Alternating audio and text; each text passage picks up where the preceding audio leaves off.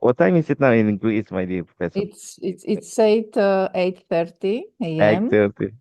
We have Easter also. It's Easter. Yes.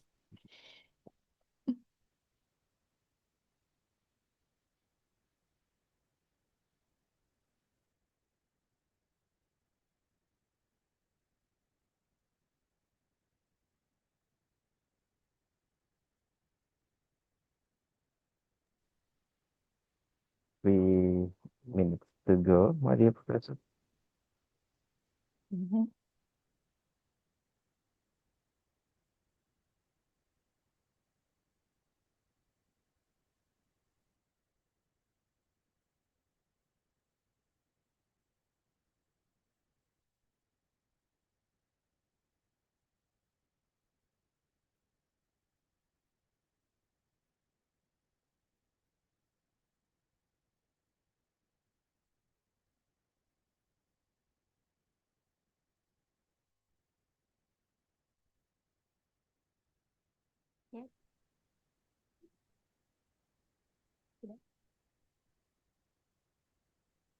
Cek.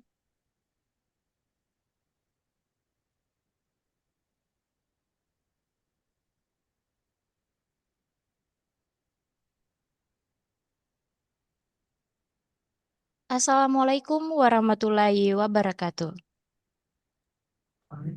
Assalamualaikum warahmatullahi wabarakatuh. Waalaikumsalam warahmatullahi wabarakatuh.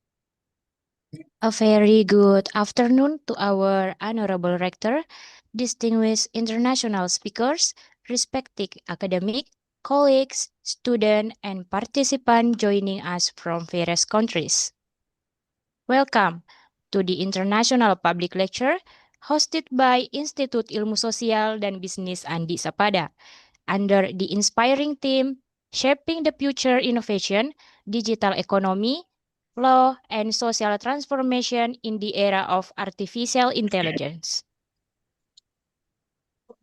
It is truly our pleasure to welcome all participants, distinguished guests, and scholars from Greece, Portugal, Egypt, Kuwait, and Indonesia. My name is Dwi Hermawan, and I'm honored to serve as your Master of Ceremony for today's opening session. Ladies and gentlemen, to begin this important international academic forum, let us respectfully listen to the national anthem of Indonesia Raya.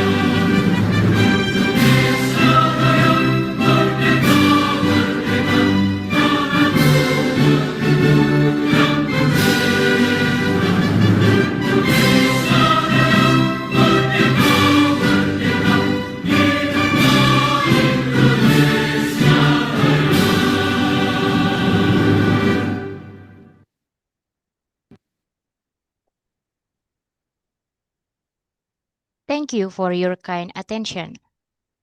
We now continue to the committee reports, which will be delivered by Mr. Syahban Mada Ali as the chairperson of the organizing committee. To the honorable chairperson, the time is yours. Well, thank you for the master of ceremony.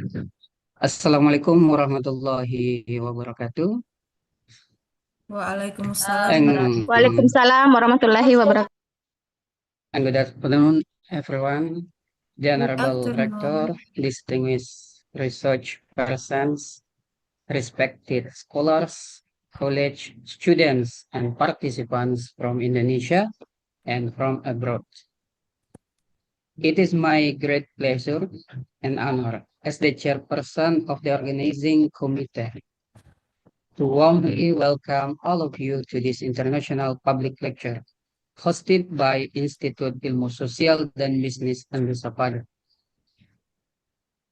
First and foremost, on behalf of the organizing committee, I would like to express our sincere gratitude to Director of Institut Ilmu Sosial dan Bisnis Andi Sapada, Professor Dr. Bahtiar Tijang, for his visionary leadership and unwavering support in facilitating this important academic forum. Today's theme, Shaping the Future, Innovation, Digital Economy, Law, Social Transformation in the Era of Artificial Intelligence, reflects one of the most urgent and transformative agendas of our time. Artificial intelligence is no longer a distant concept.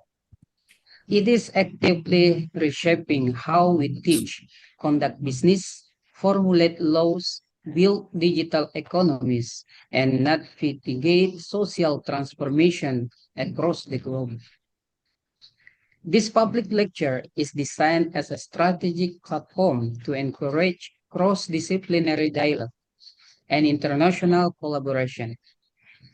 Through the sharing of ideas and experiences from our distinguished speakers, we hope to broaden our collective understanding of how innovation and AI-driven transformation can contribute to sustainable and inclusive futures. We are deeply honored to be joined today by our distinguished research persons. The first is Luis Miguel Oliveira de Barros Cardoso, PhD, from the Polytechnical Institute of Porto Lake. The second is Dr. Mona Tamang from Future Leaders International Group. And the third is Prof. Rania Lampau from GRI, Ministry of Education. And the last is Dr. Andi Asrifan from Universitas Negeri Makassar. Your presence today greatly the academic value of this forum and inspired our participants to think globally, act innovatively, and collaborate meaningfully. We also extend our heartfelt appreciation to all participants who have joined us through the official registration. May this international public lecture become a meaningful space for intellectual exchange, collaborative networking, and future partnership. Thank you very much, and I wish everyone a grateful and inspiring session. Wassalamualaikum warahmatullahi wabarakatuh, and good afternoon. Waalaikumsalam warahmatullahi wabarakatuh. Good afternoon, Mr. Thank you very much, Mr., for the informative report. Ladies and gentlemen, it is my distinct honor to invite Professor Dr. Bahtiar Tijang, Rector of Institut Ilmu Sosial dan Bisnis Andi Sapada, to deliver the official welcome and opening remarks. Honorable Rector, please.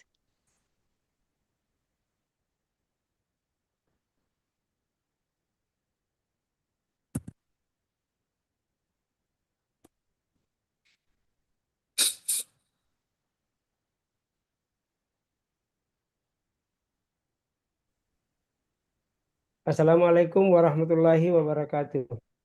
Waalaikumsalam warahmatullahi wabarakatuh. Good afternoon.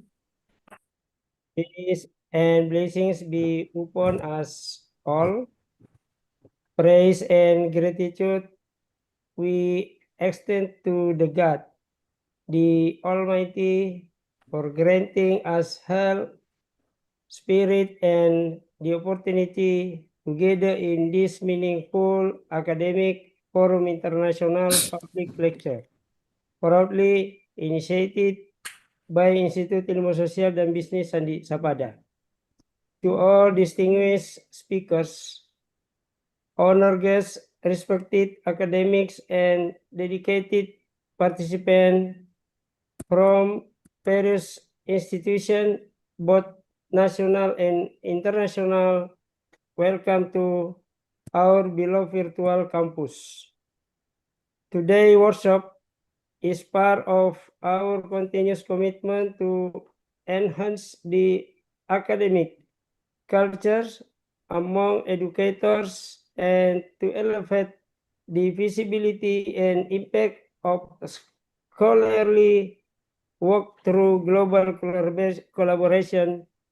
The theme shaping the future: innovation, digital economy, law, and social transformation in the era of artificial intelligence is not only timely, but also essential as we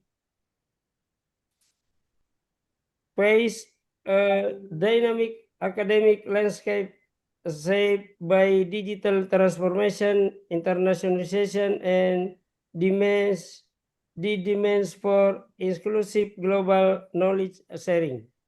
This morning, we are honored and humbled by the presence of four highly respected resource persons from various parts of the world who have generously shared the time and expertise with us. Luis Miguel Oliveira de Barros Cardoso, PhD, the Polytechnic Institute of Porto Alegre, Portugal. Dr. Mona Taman, Future Leaders International Group in Egypt and Kuwait. From Rania, Lampau, the Great Ministry of Education, Directorate of Educational Technology and Innovation. And Dr. Andi Asrifan, Universitas Negeri Makassar. To all speakers, we offer our sincerest thanks and highest appreciation.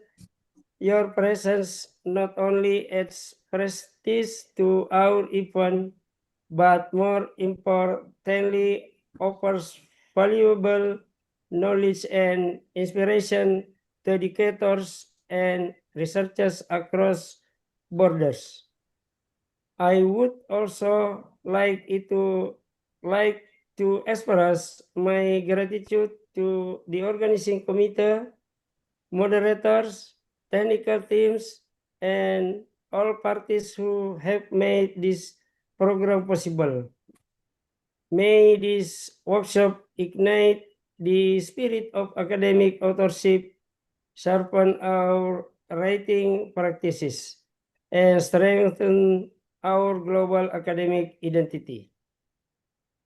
Finally, to mark the official opening of our workshop, I kindly invite all of us to recite together the phrase. Thank you very much. Wassalamualaikum warahmatullahi wabarakatuh.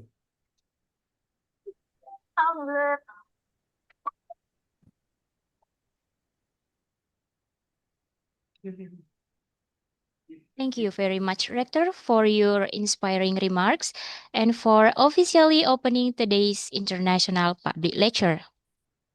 Seminar internasionalnya, Pak. Ladies and gentlemen, To Yang enrich lucu. our opening Pak. ceremony with cultural elegance, we are pleased to present a creative dance performance by the Student Art Unit of Institut Ilmu Sosial dan Bisnis Andi Sapada. Please enjoy the performance.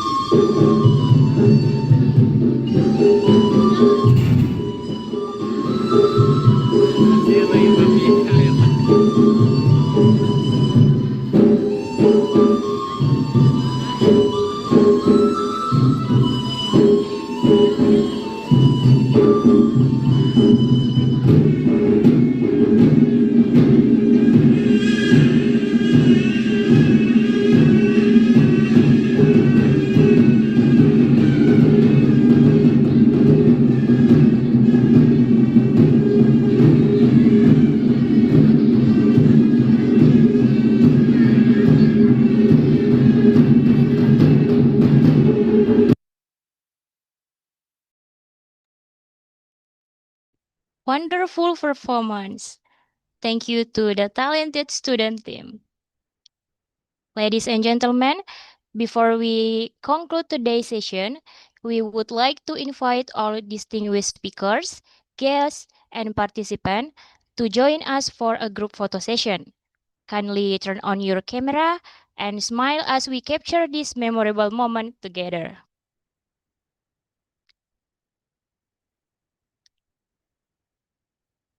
All right, everyone.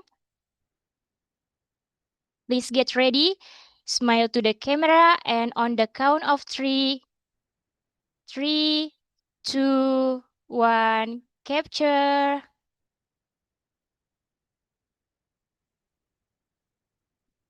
Slide 2. Ready? Smile to the camera and on the count of 3, 3, 2, 1, capture.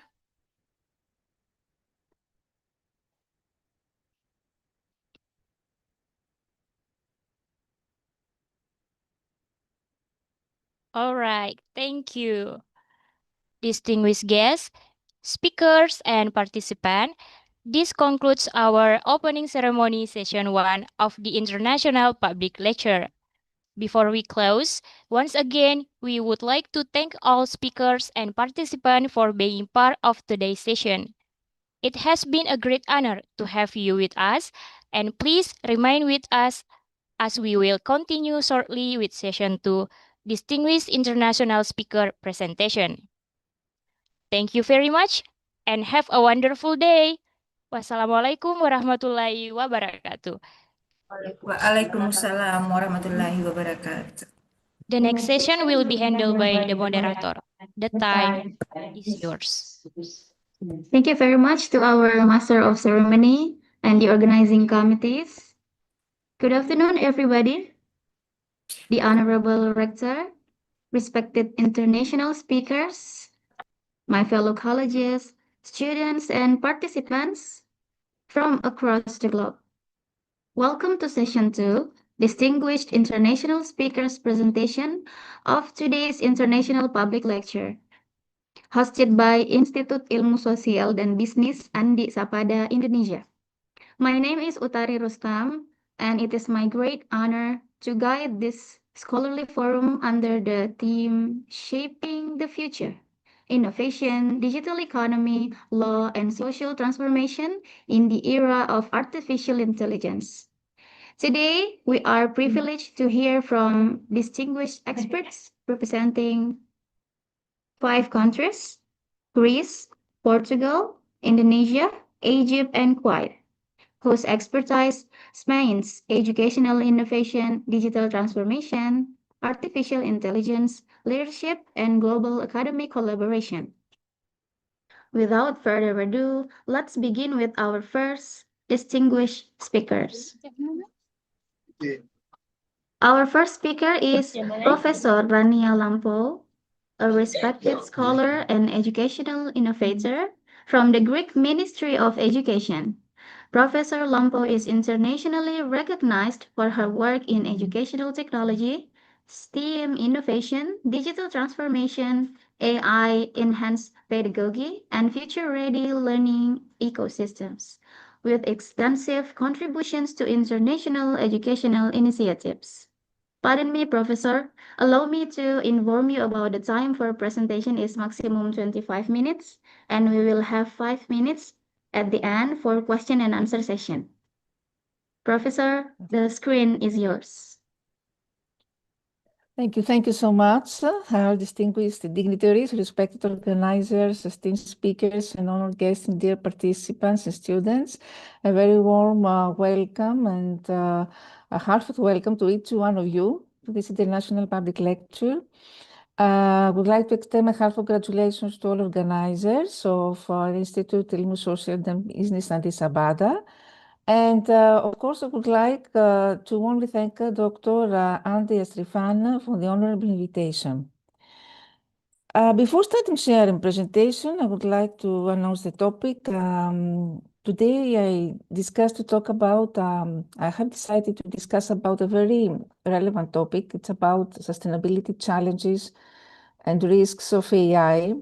It's very relevant because it intersects directly with the global energy crisis, something which is intensified by the war events that we're witnessing nowadays.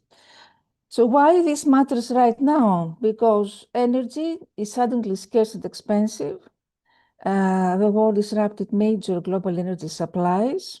We talk about higher electricity prices, increased reliance on alternative or less efficient energy sources, pressure on national energy grids, and at the same time, AI systems, especially large models, require huge amounts of electricity to train and operate. Artificial intelligence, as we're going to see, is extremely energy intensive. You haven't got many reports about this. We don't have enough statistics about this because obviously companies are not so transparent. So I think that this is a very relevant topic and not so well explored, so underexplored topic, overlooked. That's why today I'm encouraging researchers to explore more on this. Modern AI models depend, of course, on massive data centers, on high performance GPUs, on continuous computation. So training a single advanced model can consume as much energy as thousands of homes use in a year. So running the systems daily adds ongoing demand. Experts say that energy is the next big challenge worldwide because everything depends on it. Industry, digital tech, transportation, clean energy transition is still complete. Demand is rising fast, so artificial intelligence worsens the problem somehow, have higher demand. And if we adopt the right mitigation practices, then AI can help solve it. How? We're going to see through optimizing grids, through improving efficiency, through accelerating research in renewable, etc. So as AI systems scale, pressing questions today come to the forefront. Can AI development align with environmental responsibility? How can we meaningfully reduce its carbon footprint? What ecological price are we paying finally for technological progress? And how can we ensure that AI's benefits are achieved without compromising the planet? So I will start sharing my presentation because I think it's very interesting to uncover the often unseen environmental costs of AI while focusing on practical pathways forward. I will start sharing.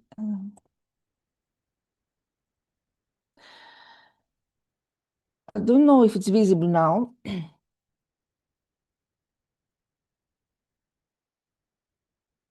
Is it visible? Is it? Yes, Professor. Yes, it's moving also. It's moving. I hope so. Okay. So when we Yeah, talk about it's moving. sustainability, it's about different types. First, the first one is environmental. What is the AI's carbon footprint and how do data centers impact actually climate change? Economic sustainability. How does AI affect job creation and job loss? We have seen, for example, the founder of Meta, Mark Zuckerberg, recently said that the 95% of his activities, of programming activities, will be replaced by AI in the next 2-3 years. What industries benefit most from AI? The social sustainability. The social sustainability has to do with how does AI affect, for example, human decision making? Does AI reduce human interaction? The issue of ethical sustainability, of course, all these ethical principles of transparency, accountability, responsibility, who is finally responsible for AI's mistakes? The political and legal sustainability, are there specific laws, regulatory frameworks, stronger regulatory frameworks regulating AI today? Which companies lead AI regulation? Would AI destabilize democratic systems? And long-term global impact, if finally AI will always benefit humanity? Can AI help achieve UN Sustainable Development Goals? So let's see some shocking statistics which show, for example, the National Energy Agency estimates that data centers plus AI plus crypto together consume approximately 460 terabytes of electricity globally. Studies estimate also that ChatGPT required approximately, you can see here, approximately 60 million kilowatt hours of electricity. What about carbon emissions? Stanford University AI Index report shows that the training of latest AI models emits 250 times more carbon than the average American annual output. And for inference is when we use the model after training, estimates that a single query, single prompt that you do on ChatGPT consumes approximately 0.3 watt per hour. So remember that every time you write something on ChatGPT, you consume immense amounts of energy and, as we're going to see, water also. In 2023, all these data centers consume, you can see here, approximately 5% of USA electricity. And a very interesting study, which is called How Hungry is AI, showed that inference of large language models at scale leads to a single short GPT query that I mentioned before, but at the same time, one word response from ChatGPT uses 0.14 kilowatt hour of electricity and approximately 500 meters of water.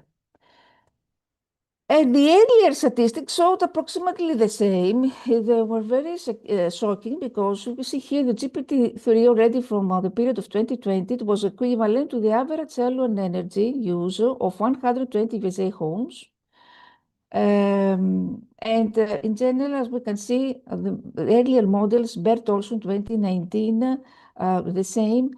A single version of BERT was estimated to produce the same as a round-trip transcontinental flight. So why so much energy? Because training on hundreds of billions of tokens, it's one of the main reasons. The computational demand training involves millions to billions of parameters updated over weeks or months on clusters of GPUs or TPUs. And the issue of redundancy, because training often includes multiple runs and experiments increasing energy use. So the energy cost grows when models are fine-tuned repeatedly for different tasks. Developers run hyperparameter searches, training the model many times with slight variations. The mitigation trends have to do, as we're going to see, with the model efficiency improvements. Now companies are working on smaller, more powerful models like DistilBERT. The hardware advances, or more efficient GPUs, TPUs, or energy-saving chips, renewable energy use in data centers, shared models, because instead of retraining, companies now release pre-trained models for reuse. And what affects energy consumption? Of course, the model size, the data set size, the training time, the hardware use, the energy efficiency of the data center, and the power source. The real-world comparison I mentioned before that the carbon footprint of this is roughly equal to the annual energy consumption of 150 USA homes, so you can imagine the analogy. And how this AI energy use compared to that of traditional computing systems. What is the difference? First, in terms of energy use per task, traditional computing, of course, it was have to do with generally low energy consumption per task. Now, AI systems, we talk about much higher energy consumption because training large models can consume megawatt hours of energy. In terms of training and inference, the training models now it's extremely energy intensive. Inference requires less energy than training, but it's still more than traditional labs. In terms of hardware efficiency, traditional systems rely mostly on CPUs, and now AI systems use specialized accelerators. They are more power hungry, but more efficient per operation for AI tasks. And in terms of energy efficiency trends, we have new models now, like GPT-4 or Google Gemini, which aim to be more compute efficient. And hardware also is evolving towards lower energy use. So what is the risk here? That total energy demand could exceed that of many data centers if they are not carefully managed. So what was happening in the past, what is happening now with large models, additional computing, AI computing now? So what is the estimated carbon footprint of training state-of-the-art AI models now? We have discussed about this statistics somehow. So here we can see in terms of electricity source, what is the effect of carbon footprint? If you have renewable low carbon dioxide, data center efficiency, more efficiency means less waste energy. In terms of model size and architecture, bigger models mean more compute, higher emissions, the training duration, the reuse of versus retraining, reduce and fine-tuning, reduce repeated emissions. So how to reduce the AI's carbon footprint? Training when cleaner energy is available, or green energy powered data centers like Iceland, Oregon, for model optimization, transparency tools. We're going to see where companies now provide carbon calculators for model training. And how do carbon offsets or renewable energy usage by AI companies impact overall emissions? When AI companies power their data centers with renewable energy like wind or hydro, the direct emissions drop dramatically. We have some companies like Google and Microsoft which aim for 100% carbon-free energy. So what is the impact? That switching to clean energy can cut emissions by 80 to 100%. Sorry here. Emissions, depending on grid mix and coverage. The carbon offsets here. Carbon offsets are used when emissions can't be avoided. Companies, what they are doing, offset their footprint by funding projects like reforestation, like carbon capture and storage. But offsets are controversial because some are low quality, poorly monitored, or temporary, and critics argue offsets often act as a license to pollute sometimes, rather than drive real change. So offsets can help, we could say, but only if they are high quality, permanent, and verifiable. They are a supplement, not a substitute for cutting emissions. So we could say that renewables are equivalent to real emissions reduction. Offsets a compensatory effectiveness here. It's compensatory because effectiveness varies. So the best practice is use renewable first, then offset what you can't eliminate. Now, the regional electricity grids affect the carbon emissions of AI computing. Here we can see, for example, what is happening. In Iceland, we have a typical grid mix, nearly 100% hydrogeothermal. So the carbon intensities here was what we can see here. Norway is mostly hydroelectric, France mostly nuclear, USA mixed fossil fuels, in China coal heavy, and India predominantly coal. So training the same models, what I want to say here, training the same AI model in Norway versus India can lead to a 10 from 10 to 90 plus difference in carbon emissions for the same electricity usage. The train location also matters because same model, same hardware, but clean grid has low emissions, dirty grid high emissions. And also inference affected at scale. If inference deployed globally, then AI services rely on distributed data centers. Cloud providers like Google, Microsoft now offer low carbon regions to minimize emissions. And decarbonizing AI with grid awareness, this shows here that in terms of geographic scheduling, we need to run jobs when and where clean energy is available. The direct inference data centers in low carbon regions, so grid-aware load balancing, carbon-aware training tools, and the green cloud options choose cloud providers committed to 100 renewable energy. Now, what are the trade-offs? The trade-offs between model accuracy and environmental cost. So there's a clear trade-off achieving higher accuracy in AI models and environmental cost of doing so, because as models become larger and more accurate, their computational demands and therefore energy consumption and carbon emissions rise disproportionately. So the key insight is what? Is that small gains in accuracy often require large increases in computation. For example, if we want to improve the accuracy from 94 to 95% on a task, this requires 10 times more compute. This is the trade-off. So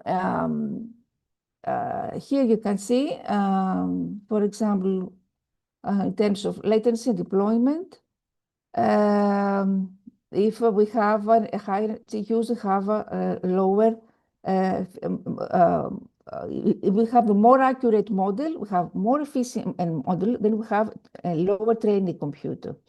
If we have a more accurate model in terms of energy use, high energy use, but lower in efficiency. With a more accurate model in terms of carbon footprint, we have higher carbon footprint and reduced efficiency models. So this is what I mean when I say trade-offs. In terms of latency deployment, for more accurate models, we have slower and heavier, but in terms of efficiency, we have faster and lightweight. So some optimization strategies to balance the trade-off is what we call knowledge distillation, because smaller models trained to mimic large models, reducing cost while retaining accuracy. This is the first one, optimization strategy, very important.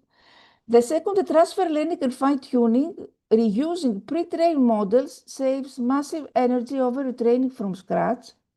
The model compression, pruning quantization, because this trims model size with minimal loss in accuracy, and architecture innovation, efficient models like transformer light or Dilbert or mobile net, etc.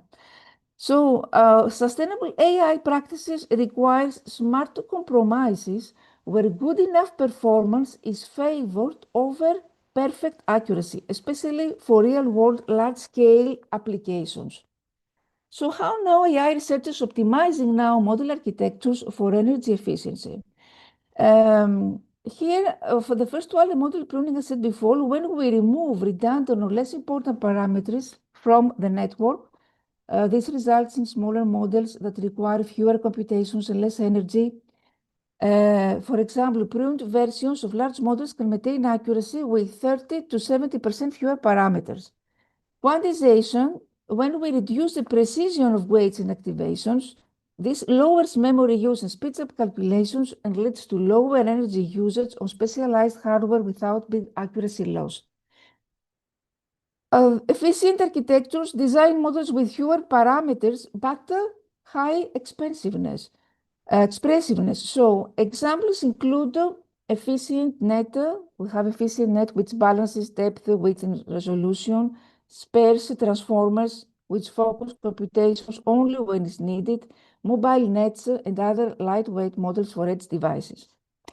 The knowledge distillation mentioned before, when we train a small student model to mimic a large teacher model. Student models are much smaller and cheaper to run, but retain much of the teacher's accuracy. Adaptive computation models dynamically adjust computation per input. And so this actually saves energy by avoiding unnecessary calculations. A neural architecture search for efficiency when we use automated search methods to find architectures optimized for energy and latency constraints.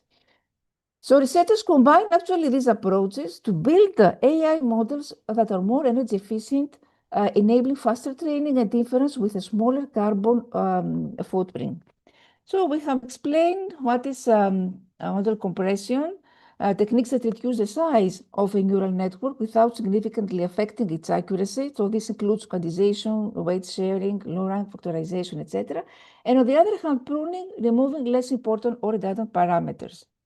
And how does it reduce environmental impact? We have mentioned that it's about lower computation, less memory usage, faster inference, energy efficient training, and enable, of course, edge deployment, because smaller models can run on low power edge devices, IoT phones, cutting reliance on large cloud data centers. So you can see some examples, quantitative impact examples. Energy savings. Smaller models can lower inference energy usage by up to 50 to 80% in some cases. And by reducing energy usage, compression directly cuts associated carbon dioxide emissions, especially critical at large inference scales. Now, about the hardware and infrastructure. The data centers now. All around the world, we're building non-stop new data centers. So how this contribute to AI's footprint? First, the data centers consume huge amounts of electricity to run the servers that train and serve AI models. AI workloads, especially training, require powerful GPUs running continuously, which increases energy demand significantly compared to traditional workloads. The cooling requirements. Servers generate a lot of heat, so data centers use extensive cooling systems, air conditioning, liquid cooling. And cooling can account up to 40 to 50% of total data center energy use, further increasing environmental impact. The carbon emissions, the carbon footprint depends on the energy source I mentioned before, powering the data center. So data centers running on fossil fuel-based electricity contribute, of course, to more greenhouse gas emissions. In terms of resource use, building and maintaining data centers requires materials like steel, concrete, and rare earth metals used in chips. So these materials have their own environmental costs from extraction, manufacturing, and transportation. In terms of scale and growth, AI's increasing popularity means more data centers are needed or existing ones must be expanded. And this scale up can amplify the environmental footprint unless energy efficiency, green energy adoption keep pace. So data centers, of course, are the energy backbone of AI. They contribute to the carbon footprint primarily with electricity consumption and cooling needs. The overall impact depends heavily on the energy mix powering these centers, and industry trends now toward the trends are headed towards greener data centers using efficient cooling, AI to optimize operations, using renewables, and all this aim to reduce its footprint. We have, of course, some innovations in hardware. Here you can see we use GPUs and other types, mixed precision quantization support, hardware level sparsity, advanced cooling and power management, the edge AI chips, devices like Apple's neural engine enable AI inference at the edge with very low power use. And we have two types of devices, the edge AI devices and cloud-based AI systems. So how these contribute to sustainability. Edge AI, actually both have the pros and cons. Edge AI devices, on the other hand, they have a reduced data transfer. It's about the more efficient hardware, but on the other hand, limited compute power. And we talk about device lifecycle impacts. And on the other hand, if we talk about cloud-based systems, the pros include high compute efficiency, access to powerful models, and constant data transfer energy. So what is more sustainable? For simple inference tasks with local data like smartphones on IoT, edge AI can be more energy efficient. But on the other hand, for heavy training and complex inference, cloud systems are often more energy efficient overall due to optimized hardware and scale. So sustainability improves when cloud providers use renewable energy and efficient cooling. The best approach is to use a hybrid system, leveraging edge AI for low power real-time tasks and cloud AI for heavy processing, optimizing energy use and sustainability across the board.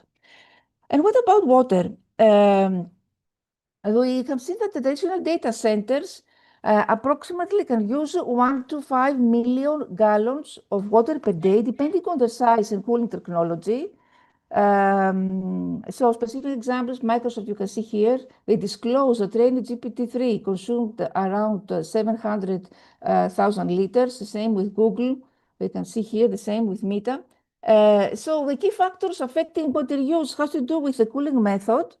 Evaporative cooling uses the most water. Air cooling uses little to no water, but it's less efficient. Liquid immersion cooling, direct-to-chip systems are emerging alternatives.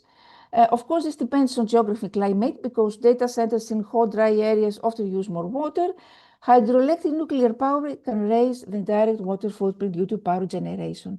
So, of course, this varies according to region and reason. So, the seasonal variation is important here to take it into consideration.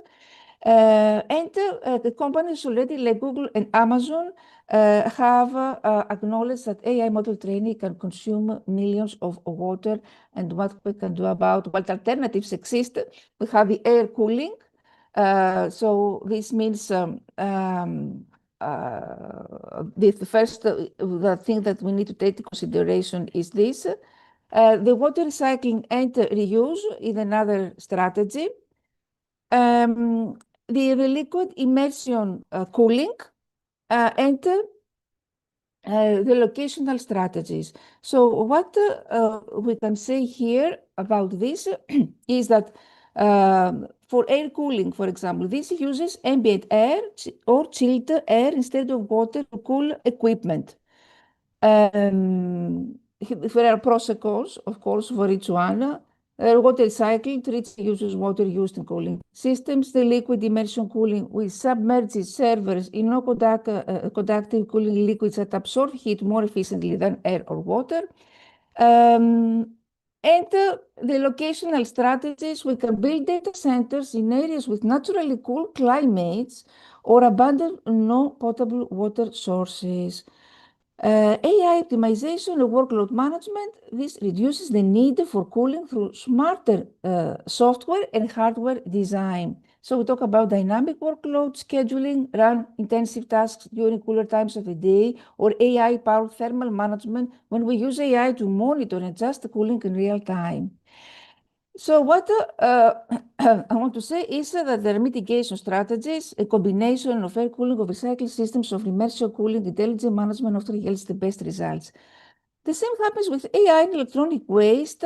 The rapid demand for specialized AI hardware contributes to global waste because we have shorter life cycles of hardware, the volume of intensity of hardware use, the difficulty of recycling AI chips. AI chips contain rare earth metals, gold, silver, and other critical materials. These are hard to extract and recycle. And most e-waste ends up in landfills or is processed unsafely in the global south. The AI-driven obsolescence, because as AI adoption spreads across industries, companies are pushed to upgrade hardware regularly. So much of this old hardware isn't repurposed, but it's discarded. Environmental toll of manufacturing disposal. Manufacturing AI chips consumes large energy sources, water, toxic chemicals. Disposal releases heavy metals and toxic fumes, especially when incinerated or informally dismantled. The typical lifespan of AI compute hardware, we know it's easy to guess here, every 2-3 years for GPUs. Now we are working on more years. The pool, for example, the cooling infrastructure, the typical lifespan here is 10 to plus years. So why AIs have replaced frequently? Because it's about performance leaps. We use more new models, so we throw away the old ones. The energy efficiency, the model complexity, the software optimization.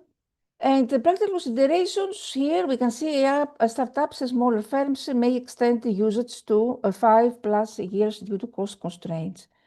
So practices AI developers and tech companies adopt now, what are main practices? Designed for longevity and use, the refurbishment and use programs, more responsible management, try to partner with certified recyclers, embrace AI for sustainability, minimize packaging waste, and advocate for right to repair and policy improvements.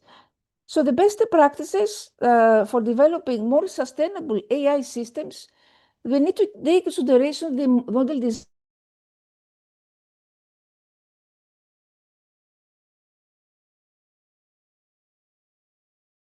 Intention data efficiency, user smarter data sampling. Apply data augmentation wisely instead of just increasing data set size. Use transfer learning and few-shot learning to reduce training from scratch. The energy-aware training. Schedule training during times of low grid carbon intensity. Use cloud regions or data centers powered by renewable energy. Use mixed precision training to speed up training, reduce energy use. Monitor with tools like Code Carbon. Deploy compressed models, efficient inference, lifecycle management, retrain models only when it's necessary, so avoid unnecessary training cycles. In terms of transparency reporting, publish or report energy carbon footprints of AI projects, very important for companies. Set sustainability goals within AI teams and track progress. Promote open data sets and models to avoid redundant resource use across organizations. And choose data centers with certified renewable energy and efficient cooling. So platforms, some tools and platforms for sustainable AI, the Code Carbon, which tracks energy use, ML, carbon dioxide impact, green algorithms, Experiment Impact Tracker, which tracks energy carbon locally, TensorFlow, model optimization, DeepSeed, Speed, with efficient large model training, NVIDIA Tensor, and some cloud infrastructure platforms with sustainability focus, Microsoft Azure, have a real-time issue tracking per resource, tools like Active Assist, carbon reporting, the climate trace, and papers with coal, electricity map, etc. So for experts in AI, what we can do, we can start tracking emissions with these tools when we use model pruning with TensorFlow, when we choose cloud regions powered by renewables, then we monitor time workloads with electricity map, and then we publish carbon impact data. The role of ethics, of ethical frameworks is very important because we need to promote environmental responsibility alongside with artificial intelligence systems, ensure social quality, equity, foster long-term thinking, guide transparent, accountable AI, encourage cross-sector collaboration, and of course AI is used already in every sector. Smart predictive maintenance in how to forecast renewable energy in transportation with electric vehicle management, with autonomous vehicles, in manufacturing with material waste reduction, in agriculture, precision farming, building, smart building management. And some examples of solutions for emission reduction, the Google DeepMind, Microsoft's AI for Earth, IBM, Green Horizon, etc.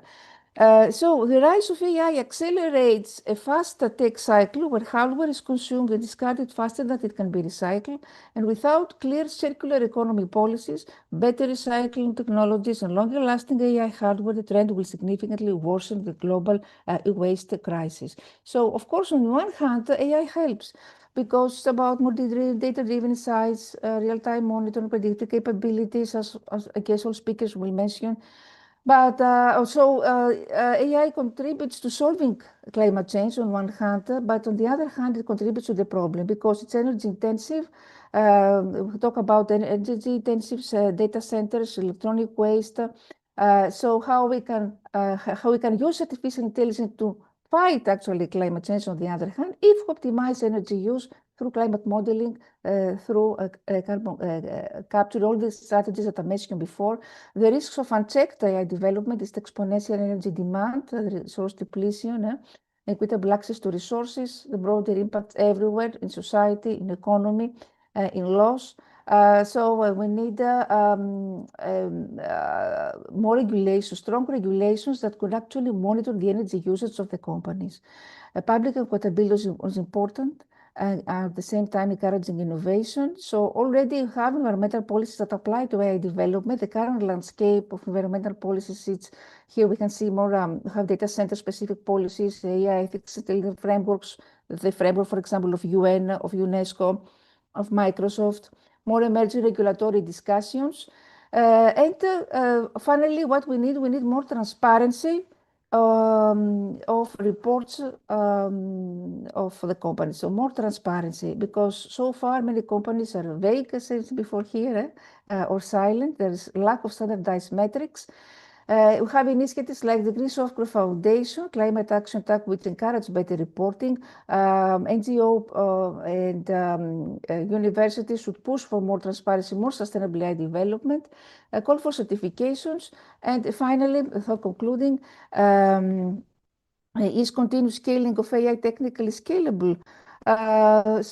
Continuous scaling means repeatedly increasing model size, compute power, energy usage, and why it is becoming technically unsustainable, said before, for all the reasons that I mentioned: hardware limits, energy constraint, diminishing performance returns, the reliability, maintenance, complexity. So what might replace brute force scaling? The algorithmic efficiency, smaller specialized models, edge AI, the model reuse, the neuromorphic lower power hardware, and finally, continuous scaling is technically possible in the short term, increasingly inefficiently and likely unsustainably, I could say, long term. So why we need to take measures? The future of AI sustainability lies in smart design and not just bigger models. Remember this, smarter design, not bigger models. So I will stop here.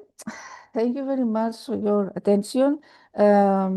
It's not a technical topic, but I chose to discuss about this because of the war, energy crisis, and I think that we're responsible to discuss about these issues. Thank you. And of course, to encourage more scholars to search more on this topic, because it's an overlooked and underexplored area. Thank you very much. For any question, I'm here to discuss. Thank you, Professor, for the wonderful presentation. Now, we move to the question and answer session, where participants are invited to address questions or give comments related to our discussion today. If you have a question, please kindly use a raise hand feature, or you can type your question in the Zoom chat box. Yes, I can see here a question. Now we in the have chat one box. question. Yes, sir. Yes. I can Professor. read. How can technology companies balance AI innovation with environmental responsibility? A wonderful question. Balancing rapid AI innovation with environmental responsibility isn't just a nice to have. This expression is to have. It's becoming a core business constraint, especially in a world shaped by energy instability and climate pressure. So the companies that handle this well are the ones that treat energy like a first-class design problem and not as an afterthought. So how leading tech companies are approaching this balance? Making the first one is to make AI models more efficient, not just bigger. Why I'm saying this? Because for years, progress in AI meant scaling up. We cared only about to have more data, bigger models, more compute. That is changing. It's changing because companies are now designing smaller, optimized models that perform nearly as well, using techniques like quantization, distillation, I mentioned, model pruning, reusing pre-trained models instead of training from scratch. So this shift is from what was saying bigger is better, now we say smarter is better. Second technique is power data centers with clean energy. Major players now, like Amazon or Google or Microsoft, are investing heavily in solar and wind energy, or long-term renewable energy contracts, or carbon-free energy goals. But there is a catch here. There's a catch because renewable supply is not always constant. AI workloads run day and night. So the real challenge is aligning when AI runs with when clean energy is available. This is the catch here. Third, schedule computing intelligently. Instead of running everything all the time, companies can train models when, for example, the companies can shift workload geographically to greener grids, can pause non-urgent tasks during peak demand. They can train models when renewable energy, as before, supply is high. This is what we call carbon-aware computing. And build more efficient hardware and data centers. AI efficiency isn't just software, it's physical infrastructure. So companies are designing custom chips like Google's TPUs that use less power, improving cooling systems, the liquid cooling, better airflow. I mentioned about how much amount of water we use every time we write a prompt in ChatGPT. How? Locating data centers in colder climates to reduce cooling needs. So hardware efficiency can reduce energy use by orders of magnitude. And of course, the measure and disclose AI footprint. You can't manage what you don't measure. I showed before some tools, the Code Carbon, for example, so responsible companies, what they're doing, they track energy use per model and per query. They publish sustainability report for transparency. They set the internal carbon budget for AI projects, and this transparency creates pressure to improve. So use AI to reduce other emissions. So the paradox here is that AI consumes energy, but it can also save more energy than it uses. For example, when we optimize power grids and renewable distribution, when we reduce fuel use in logistics and transport, when we improve building energy efficiency, when we accelerate climate research, the goal is not positive impact. It's net positive impact. And of course, we need to rethink here what innovation means. This is the hardest shift. Instead of asking, can we build a bigger model? We could ask, companies should ask, is the energy cost justified by the benefit? This means prioritize high impact use cases in healthcare and climate and science. Avoid wasteful or low value AI applications. Consider environmental cost in product decisions. So the energy strain highlighted by the wars, for example, Russia and Ukraine, now the more recent wars, has made one thing clear, that energy is now a limiting resource for digital progress. So the companies that succeed will be the ones that treat energy efficiency as innovation and build AI systems that are not just powerful, but sustainable. This is my opinion. I repeat it again because there is a lack of standardized metrics, there is a lack of transparent reports for obvious reasons. You need to be more engaged in this. There are very, under-explored topics and very trendy, I could say, topics. That's why I decided to present this. And of course, they are relevant because the next problem, the next big challenge that our planet will face is the energy crisis. Already here in Greece, in Europe, we're facing this during the war between Russia and Ukraine. Everything is 10 times higher. The energy prices, the products, everything, it's much more expensive than before. So we're witnessing the consequences. Thank you. I believe this topic today has provided us a broader perspectives, Professor. I would like to say thank you very much. Many thanks for highly inspiring and future-oriented insights. Pardon me, Professor, if you have other commitments to finish, please feel free to leave the session. Once again, we do appreciate your time and contribution in today's International Public Lecture. I invite all participants to give a big applause for our professor. Thank you. Thank you very much. A wonderful opportunity because we don't need to say only the positive aspect of AI. We need to highlight also the negative aspect. Thank you. Thank you very much. Thank you.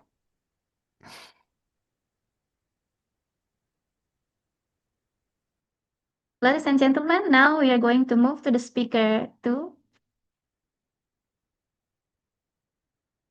Our second distinguished speaker is Dr. Andi Asrifan, a senior academic from the graduate program of Universitas Negeri Makassar.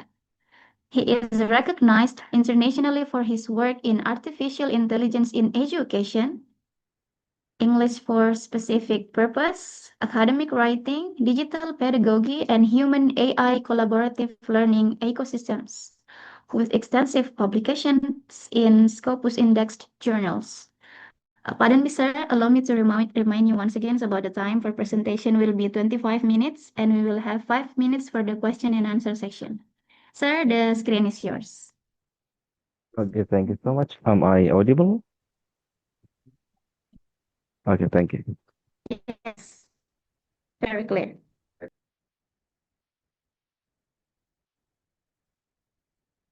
Okay, good morning, good afternoon, good evening, distinguished organizer, respected professor, dear scholar, and dear participant.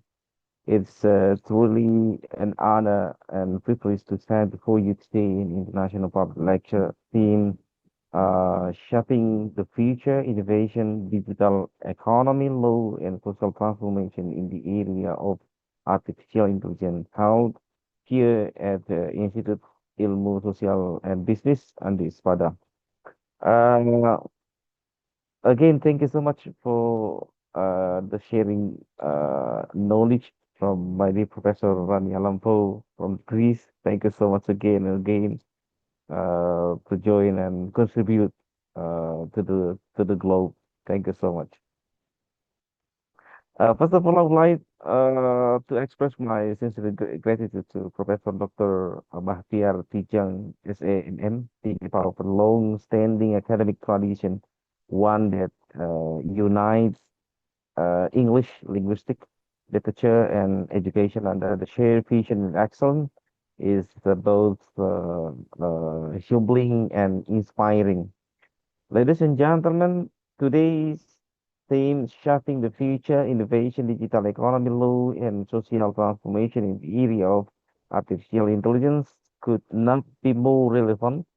We are the pivotal moment in education where AI and human creativity must work hand in hand to redefine how we teach, how we learn, and how we write. As we explore this transformation together, I hope to share not only research-based insight, but also practical experiences how AI, particularly tool like ChatGPT, can enhance academic writing, publication, and teacher professionalism in the spirit of sustainable and inclusive education, ladies and gentlemen. We live in a time where access to the publication and research recognition is often skewed by geography, native language, and institutional privilege. But what if AI can help democratize that access? Our journal, our journey today we spotlight how AI, when used thoughtfully, can empower education, elevate the learner outcomes, and foster a more inclusive global research community. Ladies and gentlemen, let's dive into the transformation role of AI in academic writing and ELT. Let's now explore how AI is already impacting the academic writing landscape from the drafting tool to revision assistant. The integration of AI is moving rapidly. Generative AI platform such as ChatGPT, Rightful, Genie AI, Paperpole, I think now commonly used by researchers for everything from the idea expansion to citation refinement. Importantly, empirical study highlight their effectiveness, especially for the writer working in English as a second language or English as a foreign language. Institutions are beginning to respond, integrating this tool into academic support infrastructure. Meanwhile, the journal and the publisher are adapting policy to guide the ethical use of AI, where we witnessing a structure shift in how academic writing in both thought and the practice, ladies and gentlemen. The human AI collaboration in academic writing isn't about the replacement, it's about argumentation. The key is defining complementary roles. AI offered drafting, speech, and grammar support, but human writer bring insight, critical reasoning, and also originality. These collaboration spans the multiple writing phases, from the early outlining to the final policy. A core competency here is prompt engineering. The better we communicate with AI, the better result we get. Ladies and gentlemen, how can these tools be integrated into English language teaching or another classes that we teach a subject in our class? Here we look at the both student and teacher perspective. The tool like ChatGPT or Genie AI or uh, uh, uh, uh, I forgot ITER, yeah, yes, ITER, I remember ITER or Ryan's code, really help the learner with the real-time grammar correction, paraphrasing, summarizing, and also uh, uh, refresh formatting. And these tools promote autonomy, allowing the student to experience and improve their writing iteratively. So the teacher benefit too. With AI, they can streamline the feedback, design the scaffold writing activity, and differentiate instruction more efficiently. In the classroom practice, the student might use AI for the PEEP review drafting while instructor supervise to maintain academic rigor and reduce overreadings. And I think this synergy, the bill both the linguistic proficiency and the confidence, the making academic writing more accessible and inclusive in ELT setting, ladies and gentlemen. So here the ethical consideration and the challenges. While AI tool bring the powerful uh, benefit, the integration into academic writing demand the caution and responsibility. A key issue is hallucination, right? AI might produce the plausible sounding text that's entirely inaccurate. This risks undermining the scholarly integrity if not properly provided. So there's also growing consensus among the publishers that authors should transparently disclose AI use in their manuscript. And the next is bias. Bias is another concern.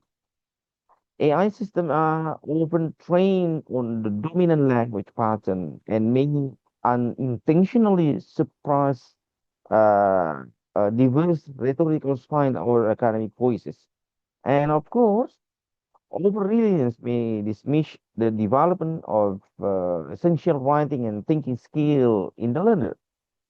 And the last is ethical integration required thoughtful design of assignment, clear institutional policy, and also the continuous critical engagement from both educator and the student.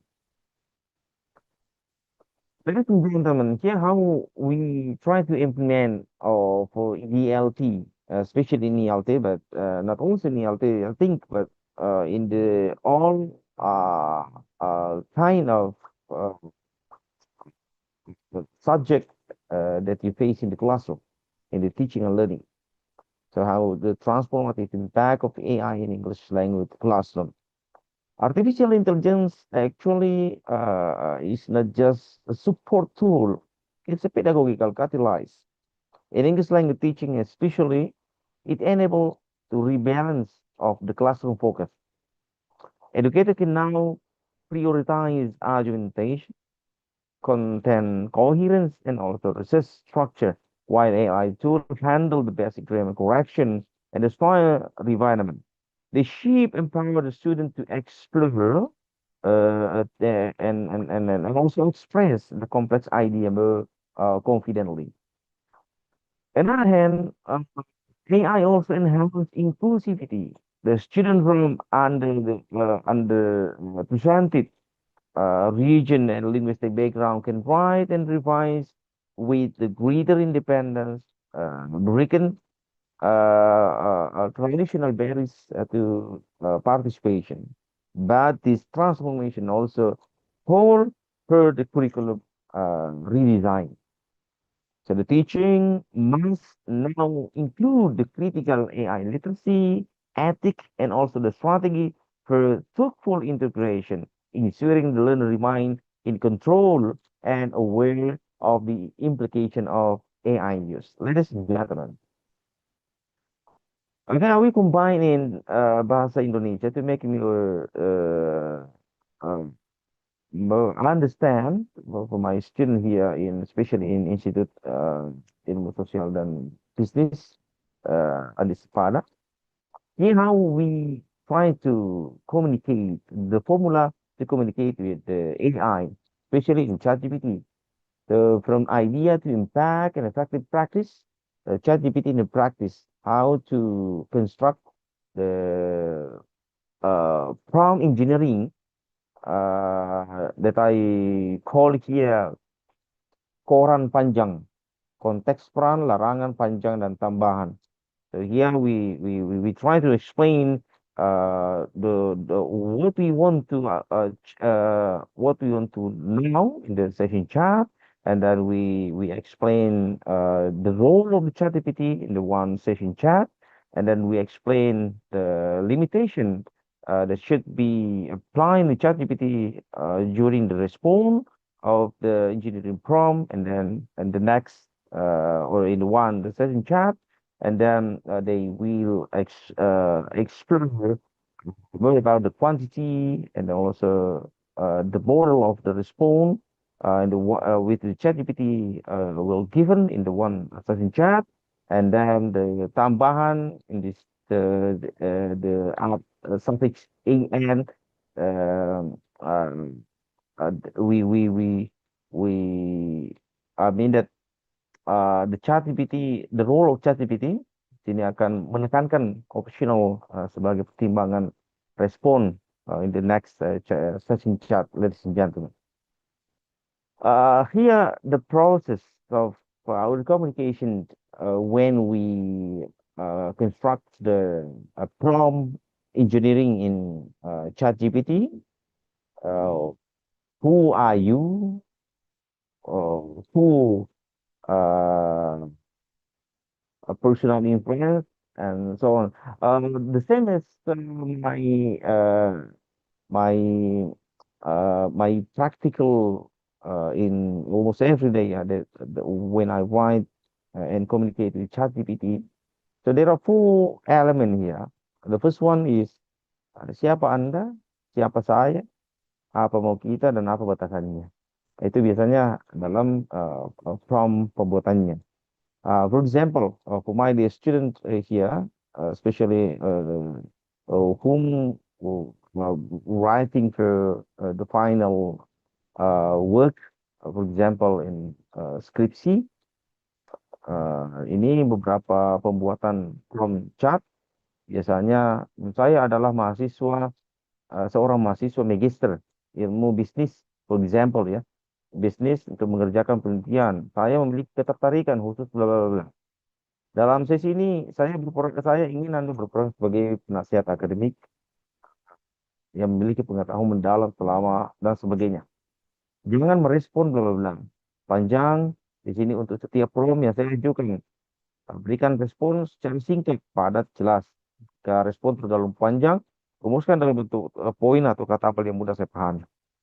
Untuk setiap respon yang Anda berikan, tolong mempertimbangkan ketidakmampuan saya dalam menginterpretasikan simbol-simbol matematik yang dengan baik.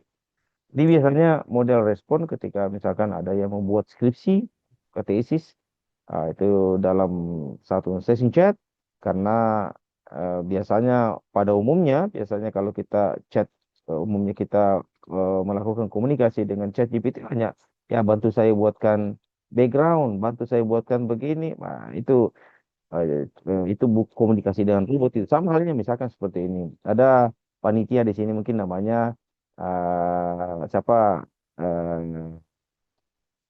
Dewi mungkin. Di sini mungkin Dewi sudah paham saya. Saya mungkin ada tamu. Saya tanya, tolong siramkan air panas tamu yang datang. Itu kalau manusia dia sudah paham bahwa karena siramkan air panas berarti bikinkan air panas, bikinkan teh atau kopi dan sebagainya. Tapi kalau robot, tolong siramkan itu sana, pasti dia siram itu air panas itu tamu yang ada. Begitu cara komunikasi dengan robot. Jadi itu analogi ketika kita berkomunikasi dengan robot, terkhusus dengan ChatGPT. Misalkan. Sama halnya misalkan, tolong berikan saya gas.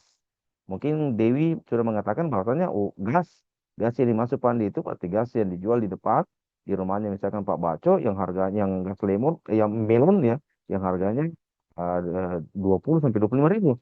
Tapi kalau berikan saya pergi ke Kabupaten Baru, Gas yang datang itu gas warna biru, tidak sesuai dengan ekspektasi. Ya memang gas, tapi tidak sesuai dengan ekspektasi. Begitulah cara kita berkomunikasi dengan robot. Ladies and gentlemen. So here, how we start to write the academic writing for the publication actually. Pahami yang namanya dulu anatomi dari tulisan itu sendiri.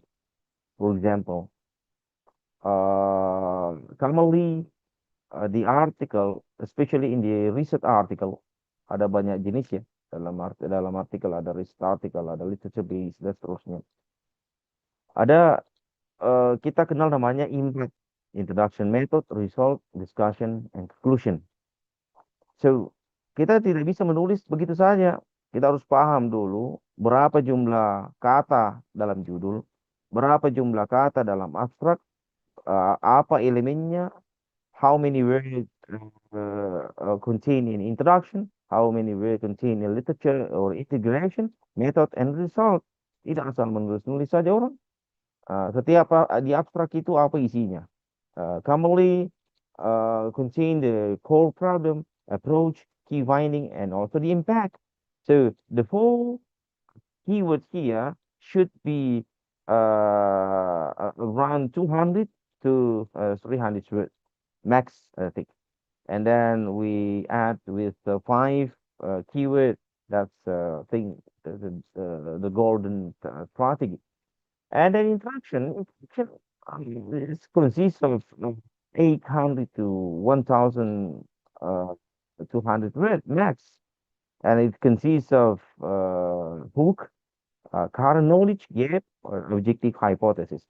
And at some time, not all journal, I mean that sometimes journal, so journal, the journal temple provide the literature review. The literature review consists of the framework, construct, having gaps, and also the importance. That's why before we write, we should look the author guideline. And then the method, after that, the result and the conclusion. Conclusion sometimes 300 max, 300 word max. Ladies and gentlemen, there are many, I think, AI tools can support our academic writing. Think Genie.ai, ChatGPT, LEC, sites, AI, Paper4, and also iTor. Yeah, iTor. I think iTor is one of the best platform that can support our academic writing. Ladies and gentlemen, here are the 5-step ChatGPT prompt to get 99% accurate result. Role, context, example, style, and the format. Ada banyak ya. Ada yang jelasnya. Ini mengcover role, context, example, style, and the format. Ya, ini nih. Ladies and gentlemen, so as we move toward adopting AI in English language teaching, especially in academic writing, a sustainable and strategy approach is the key. We recommend starting small. Pilot use in writing workshop can help educator and also institution understand what work best in their context. Stimuli AI literacy training is essential. Not just using the tool, but using them wisely, critically, and also ethically. The institution should develop the clear usage policy covering the transparency and also academic integrity. So this help educated the student and also administrator align the expectation and maintain the trust. So finally, ladies and gentlemen, collaborative research can surface insight on long-term pedagogic impact, ensuring we build the practices that are inclusive, effective, and also the future ready, ladies and gentlemen. Let's close with this. AI, when approached ethically and also inclusively, is not a threat. It is a bridge. So it can connect the diverse voices across the linguistic and geographical divides. It it can make the process of writing, process of learning, and also the process of publishing more attainable, especially uh, for those who have long been underserved. This is our chance to ensure that no voice is left behind the global academic discourse. But the fact for demand intentionally as a educator, as a lecturer, as a teacher, as a researcher, as a technologist, I think we are not just adopter, we are stewards. The future of English language teaching, especially enhanced by AI, is not just something we observe, it is something we build together. Ladies and gentlemen, let's lead this transformation by clarity, creativity, and also the care. Yes, my publishing ID, Alhamdulillah, for almost 2 years, I have published 114 scopus in the scopus, and here some last book scopus last year published in EG Global, Alhamdulillah. And then now, I think we can start. We can start how to uh, different the language, human language, and also robotic language. I think, and it really help us in especially in academic writing and the publication. Thank you so much. Assalamualaikum warahmatullahi wabarakatuh. Much obliged, Mr. Dr. Andi Asrifan, for the excellent presentation. We now move to the question and answer session. Now we can see in the chat box we have one question, but for other participants who still wish to address question or give comments, please kindly use the raise hand feature, or you can type your question in the Zoom chat box. Feel free to type your question also in Bahasa, because Mr. Andi Asrifan can speak, can explain in Bahasa Indonesia. Tabugis juga bisa. Mahasiswa yang Okay. ingin bertanya ya. Yeah. The Okay. first Thank you question, so sir. much. I will try to answer from Adinda Mawudiani. How can AI support inclusive education for students with different language ability? That's right. I think that's an excellent question. AI can significantly support inclusive education for the student with different language ability when it is used as an adaptive and assistive learning partner. So, based on my reading, there are four practical ways. The first one is personalized language scaffolding, where AI can adjust the vocabulary, sentence complexity, and also the text difficulty. And the second is the multilingual support and translation. Ada di HP-nya juga kayaknya itu bisa dibantu ya, membantu kita untuk apa, learning partner, where AI powered translation and translanguaging tool can help the student access the content for both their first language and also the target language. Bahkan saya pergi Cina, saya tidak tahu bahasa Cina, jadi saya pakai saja AI itu ada yang saya rasa ada bisa pakai ada aplikasi kita bahasa Indonesia. Jadi dikasih dengar di bahasa Cina, begitu juga sebaliknya. Nah itu I think yang ada learning partner. And another practical ways is speech to text and text to speech accessibility. Misalkan apa ya, the learner with the pronunciation, the learner with the reading and also processing difficult benefit from AI tool that read text aloud, convert speech into written form and provide the pronunciation feedback. Ada banyak aplikasi saya rasa di sekarang tuh bisa belajar pronunciation, bisa belajar language lah. And the last is immediate formative feedback. Ada saya sering belajar ya bahasa melalui AI, biasa AI offer instant correction on the grammar, pakai Grammarly ya, Grammarly. Nah, jadi ada latihan-latihan adik-adik tugas bahasa Inggris, perbaiki grammarnya atau vocabulary-nya bisa pakai Grammarly. So proof I think vocabulary ataukah sentence correction itu Grammarly bisa sangat membantu. So the key principle is AI strengthen inclusive when it expand the access, support differentiation, and also the learner dignity through the flexible pathway, ladies and gentlemen. Thank you so much.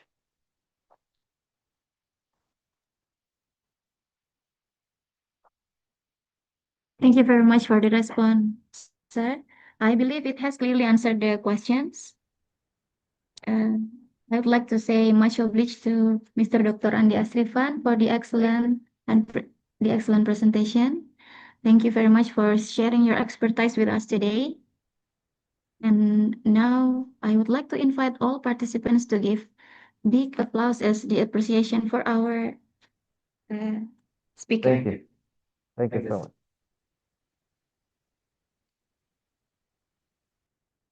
Ladies and gentlemen, we are going to move to our third speaker. Our third distinguished speaker is Mr. Luis Miguel Oliveira de Barros Cardoso, PhD, an accomplished scholar from the Polytechnic Institute of Porto Alegre. Dr. Cardoso is widely known for his scholarly leadership in digital innovation, higher education transformation, sustainability, entrepreneurship, and international academic partnerships, particularly across European and global university networks. Professor, pardon me, let me inform you about the time for presentation will be maximum 25 minutes, and we will have 5 minutes at the end of the session for question and answer. Professor, please, the time is yours. Thank you. Thank you so much, and warm greetings from Portugal. It's a great pleasure and a great honor to be here with you today, esteemed colleagues, esteemed friends. So I would like to thank the organizing committee for the kind invitation. And of course, I would like to thank dear Professor Andi Asrifan for inviting me to be here. It's always a pleasure to collaborate with Professor Asrifan. And it's always a pleasure to stay in touch with Indonesia, a country that is close to my heart. So esteemed colleagues, esteemed friends, allow me to share my presentation for today's journey regarding some of the most interesting elements we have nowadays regarding the most important impacts about artificial intelligence and higher education. So, my friends, we are living indeed challenging times nowadays when we think about the impact of AI and the importance of digital skills when we consider the new landscapes that are connected with higher education. So this is not just affecting the way we are acting in our personal lives, but also in our professional lives. So it's not something that is connected with the use of technology. It's the impact of the use of technology that we are trying to assess by now. And one of the most important questions for us all is, how are we coping with this huge amount of information about the use of AI? How we are struggling to keep up the pace regarding the changes that AI is bringing us, and how is higher education, or is higher education prepared to go ahead with implementing major differences, major changes on our courses, on our degrees, on our classes, by integrating AI in a more profound way. So let us begin by understanding the two major elements that are guiding our thoughts. So on one hand, I'm sure we'll agree that the SDG for quality education, education for all, inclusive education, of course, is perhaps the SDG that is more attached to our daily lives and to our professional lives as well. So on one hand, we have this common goal that is 2030, as we all know. And by 2030, at least 80% of jobs will need AI and big data skills. And this is according to a recent study, a recent survey that was conducted by the University of Pennsylvania. So on one hand, we are dealing with a massive impact of AI when we think about our jobs, when we think about what is happening in our universities, and what will be happening in our schools. On the other hand, by 2045, the horizon is very challenging. So at least 59% of workers globally will require fundamental upskilling or reskilling. So this means that according to the World Economic Forum, that everything is changing so fast that we have to adapt. So how can we adapt to a new society? How can we adapt to a new reality if we still don't know the full complexity and the full understanding of those changes and those impacts regarding higher education and regarding our society? So what we should do is, of course, to try to anticipate the future. We cannot predict the future. Of course, we cannot fully understand how the future will be by 2030. But let us remember that this is 2026. So we do not have much time to consider this evolving situation here. And we are behind schedule. So we are behind schedule regarding the use of AI, digital skills, digital literacy, and incorporating these skills in our higher education systems. So, of course, AI doesn't just report on the present, it is helping now all organizations to shape the future. And we know that we have huge challenges here. AI is uncovering different patterns as we speak when we think about how to go faster, how to be smarter and have faster decisions. And of course, this is connected to the need need to emerging cultural trends that we also have to analyze before they escalate. So everything is connected here. So moving faster and inform smarter and analyze the emerging cultural trends. So this means that we have to select what are the most important impacts that we want to address. So let us try to understand some key elements here. So by 2045, we will have a huge impact regarding automated jobs. This means that we have to be prepared for automation. The question is, are we prepared as we speak for automated jobs by 2045? And the answer, of course, is no, we are not prepared. So we need more public policies. We need our governments to address this key element here because it's changing industry. It's changing the way we are addressing AI and digital skills in our daily lives. And we have to understand that this is changing the landscape of our workforce. And when we think about our workforce, this is something that is also connected with the needs of reskilling and upskilling. So AI's impact is expected to be most disruptive in the next 10 to 30 years. So we have to address this now. Second, the world of work is, of course, changing. A lot of professions have to reinvent themselves, and we have to reinvent ourselves regarding the world of work. So on one hand, we need more cybersecurity professionals. And this is one of the most important trends that we have nowadays when you think about this 21st century.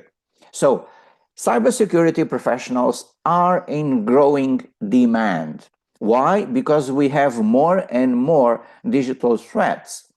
Indeed, we have an increased digital threats with over 32% growth in information security when we think about what is happening with our information. And we are surrounded by information. We never had so much information in our lives. And we never had so much difficulty to cope with that information.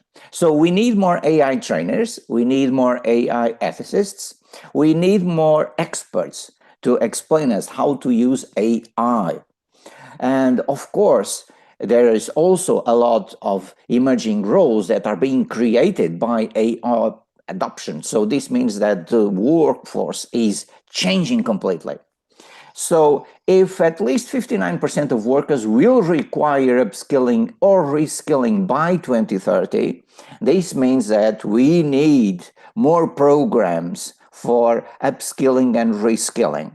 This starts with our schools, and of course, this goes up to higher education. And then we connect higher education with our industry and all sectors of our society, because, as I said before, this is affecting the whole landscape of our society. So employers, what is happening with employers nowadays? So they expect our graduates to be creative. They expect our graduates to have resilience, to be flexible, to be agile, and to rise sharply in importance by 2030, those who know how to use AI. Of course, this means that AI must be incorporated in a different level in our degrees, in our courses, in our universities. So if we incorporate AI, and not just in higher education, but of course in our schools, even before higher education, and a lot of countries are thinking how to introduce AI, even when we are thinking about our children. And of course, this creates a lot of difficulties and many perspectives regarding ethics that have to be addressed and that we cannot, of course, put aside. But if we close the door to AI, then the next generation will not be prepared to cope with such an abyss between the generation who masters AI and the generation who does not master AI at all. So, of course, the key question is, many times we hear this question, will be substituted by AI, or are professionals, and namely teachers, will be replaced by robots? Will they be replaced by ICT solutions? And the answer is no. But they will be substituted by teachers who master robotics, and they will be substituted by teachers who master AI literacy. Why? When we think about the most important skills by 2030, and we can analyze this chart here from the Future of Jobs report, then we come across a very important conclusion. Let's take a look at the first three elements here. So we have AI and big data, we have networks and cybersecurity, and we have technological literacy. So the three most important elements by 2030 are all connected with digital skills and are all connected with AI literacy. So this is one trend that we cannot ignore. And then we have creative thinking, resilience, flexibility, agility, curiosity, lifelong learning, leadership, and social influence. So this means that we also cannot ignore the connection between technical skills. We cannot ignore, of course, knowledge. We cannot ignore, of course, the traditional landscape of hard skills, but we have to connect with the soft skills as well. So again, esteemed colleagues, esteemed students, esteemed participants, so the key is to establish here a balance regarding the AI impact, the digital skills that are required by the labor market, and of course, connecting all this with knowledge, with traditional approaches, and creating pedagogical innovation to incorporate all these elements here. And then we can move forward to the next landscape.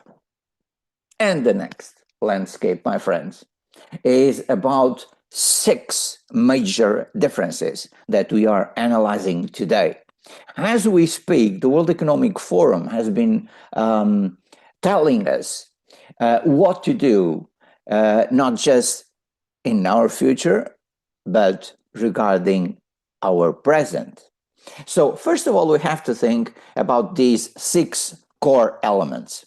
Let us first think global. So we have to incorporate insights from educators, from researchers, and AI experts worldwide. This is a worldwide need, esteemed colleagues. This is not something that is affecting one country or 2 countries or one continent. This is affecting us as a whole society and, of course, as a global society. And then we have to deal with interdisciplinarity. This is another major concern, and we have to integrate AI literacy into a wide range of subjects and educational settings. Of course, we are already doing this in many subjects and in a lot of degrees in our universities, but this is not enough. We have to go further and we have to go beyond what we are doing right now. And why? Because we have to define a new portrait regarding the use of AI. So this is foundational. So to define a core set of competencies needed to demonstrate proficiency in AI literacy. So we have to define regarding our degrees, regarding our graduates, regarding the labor market, what is important about these digital skills. And then, of course, we have practical.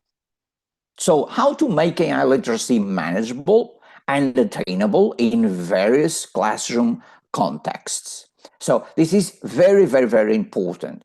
This means that this is not just affecting, for instance, management. This is not affecting social sciences. This is also affecting arts and humanities as well. So we are all being affected by the needs of the new labor market. And of course, when we think about this landscape, we have to include use cases and examples to bring AI literacy to life. So we need to establish here a pattern of approach that is connected with the problems we have in our society. Otherwise, we will lose the connection between higher education and the real world, and we cannot do this. So we have to establish a profound connection with the private sector, with the public sector, with the industry, different organizations, to understand the needs and to understand the needs for upskilling and reskilling. This is highly important. And then, of course, identify knowledge and skills that will remain relevant as AI evolves. And this is perhaps the most important challenge that we have. We can debate now what are the most important skills in 2026. By 2027, they will be outdated. So they will be forgotten. The landscape will be quite different. So how to predict what is going to happen next year? How to predict what is going to happen by 2030? So this is why we have to connect with major trends. This is why we have to connect with the UN, with UNESCO, with the World Economic Forum. We have to connect with the OECD to understand those trends. And only by understanding those trends that we'll be able to evolve and we will be able to understand what the labor market wants from us. So to establish here a map, a roadmap regarding AI literacy, of course, we could begin by the importance of digital literacy. And many studies are already saying that AI literacy is the new digital literacy. Well, they are connected and everything begins with digital literacy, of course. This is also connected with these three levels. Everything connects with communication, copyright, with safety, of course. This is a set of landmarks that we cannot ignore. And then we have to connect digital literacy with media literacy, because our society is absolutely smashed nowadays by the amount of information we are dealing with. And we are now prosumers, so we receive information, but we also create information. So content creation is very important. And then this is, of course, connected with computer science, the way we are using computers. Do we truly master, for instance, algorithm thinking?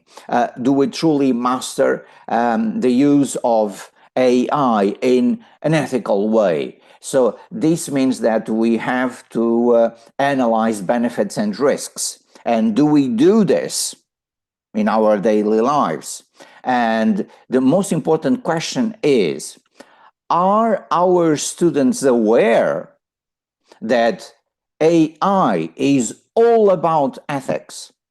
Because AI is just a tool. AI is just an instrument. It's a powerful tool, of course, but it's not going to substitute us. It is here to help us improve and create new possibilities for our civilization. So this is why we also need design thinking and establish here how to connect ethics, creation, and of course, the major use of data science. So I think my time is up. So to try to summarize everything, I would like to say that the most important element here about the use of AI in education is about balance. So we have to create a balance regarding the use of technology and a human-centered use of technology.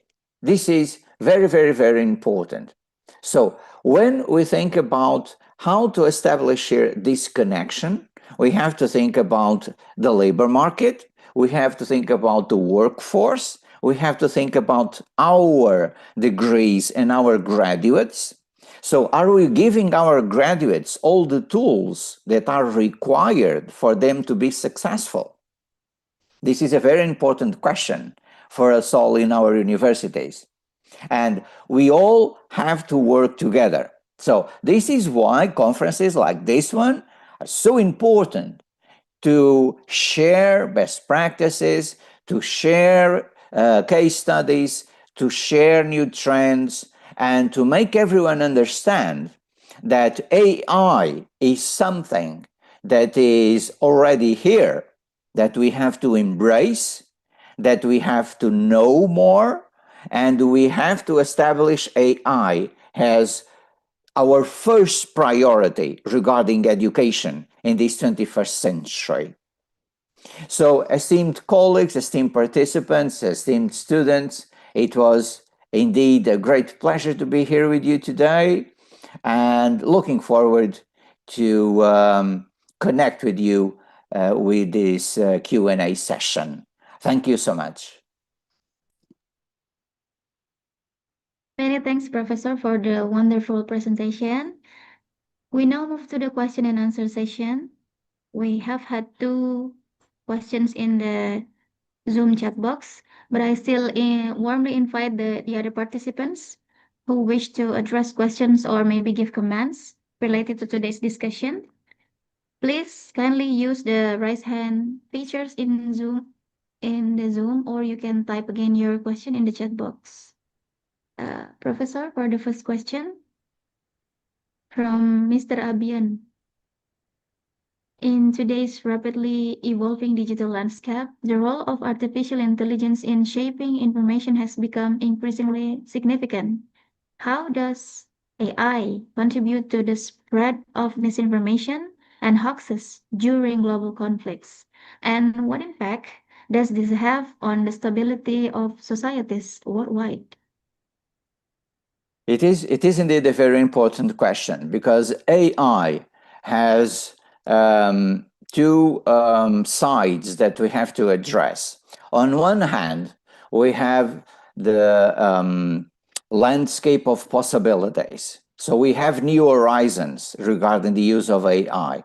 They can help us select information, access information, choose information, create information, disseminate information.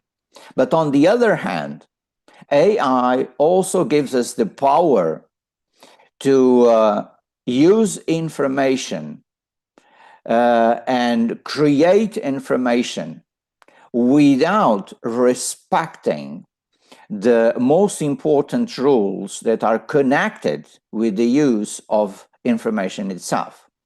Because if we are thinking, for instance, about journalism, if you are thinking, for instance, about fake news, if you are thinking about deep fake, and deep fake is increasing worldwide and is becoming a major problem for us all, this means that we need more AI literacy. So the answer for this very important problem here is that we have to give our students, and we have to share with our society, more programs about digital skills and about AI literacy, because everyone has to be prepared to understand if what we are watching is real or not, if it is perfectly correct or not, if it is fake news or not, if it is deep fake or not. And for that, we need skills. So AI is also a powerful tool for us to detect what is happening. So AI is also a powerful tool to detect what is happening in our world. It is a powerful tool for us to detect what is happening in our area regarding information. So let us create a balance here. We cannot ignore the good things that AI is bringing us, but also we cannot ignore that AI is bringing us a lot of challenges. So AI can truly contribute to spreading misinformation. It can, because of this misuse. So we have to be prepared for this misuse. How? With the increase of more programs to teach how to use AI. So this is the key element here regarding this very important question. Not sure if we can move on to the next question. I would ask our moderator.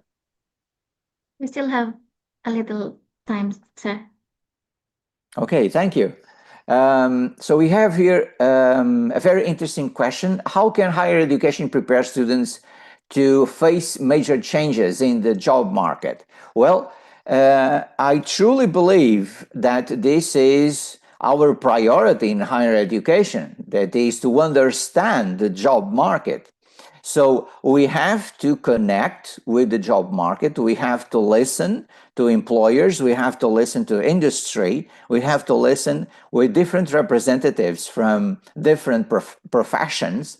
And we have to understand what they require from higher education, from universities, what they truly need from us regarding the new generation and regarding our courses, regarding our syllabus, regarding our degrees.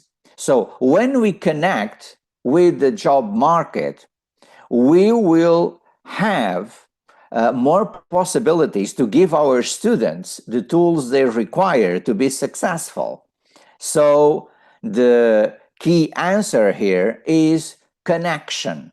So how to face major changes? So we have to anticipate, we have to be creative, but we have to address these changes by connecting with the labor market and exchanging points of view to modify our degrees and to incorporate more digital skills and AI literacy. And thank you so much for this very important question. Many thanks, Professor, for the sharing today. Thank you very much for sharing your expertise with us. And if you have another commitments to finish, please feel free to leave the session. We do appreciate your time and contribution on this international public lecture. I would like to Thank you. invite all of our participants to give a big applause as the appreciation for our professor. Thank you so much to our esteemed moderator. Thank you. And thank you, dear participants, for your kindness. And thank you for your attention. And once again, I would like to thank Professor Andi Azrifan for the kind invitation to be here. Thank you so much and hope to see you soon. Thank you. Thank you, my dear professor. Thank you. Ladies and gentlemen, we are going to move to our last speaker. Our final distinguished speaker is Dr. Mona Taman, representing the Future Leaders International Group. Dr. Taman is highly respected for her expertise in leadership development, women empowerment, global education strategy, digital leadership, and international capacity building initiatives across the Middle East and beyond.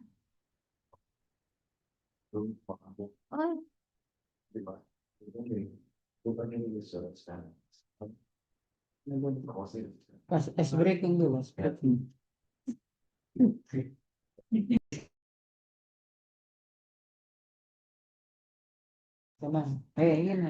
So everyone. It seems like our professor hasn't connected with us.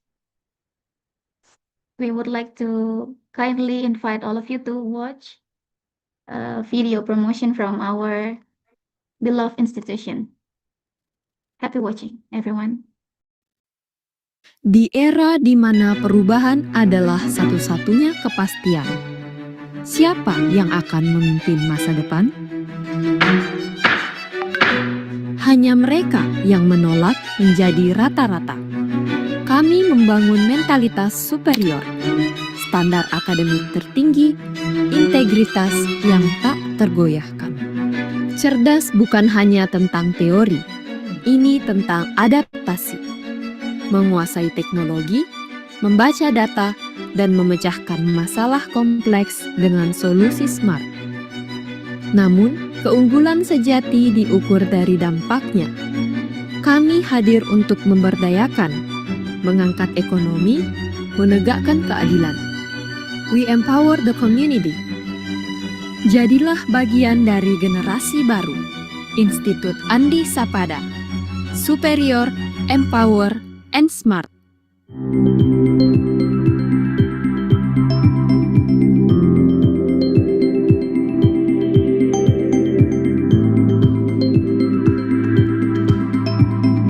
Bismillahirrahmanirrahim. Assalamualaikum warahmatullahi wabarakatuh. Saya Profesor Dr. Bahtiar Tijang, Rektor Institut Andi Sapada. Institut Andi Sapada hadir dan memfasilitasi generasi muda berintegritas, berilmu, dan berdaya saing. Pendidikan tidak hanya membentuk keahlian, tetapi juga karakter dan tanggung jawab sosial. Saya mengajak bergabung Anda untuk belajar, berkembang, dan menyiapkan masa depan bersama Institut Andi Sapada. Assalamualaikum warahmatullahi Di wabarakatuh. tanah ini, harapan disemaikan. Di tempat ini, masa depan dirancang. Institut Andi Sapada bukan sekedar tempat belajar. Ini adalah kawah candra dibuka bagi para pemimpin bangsa.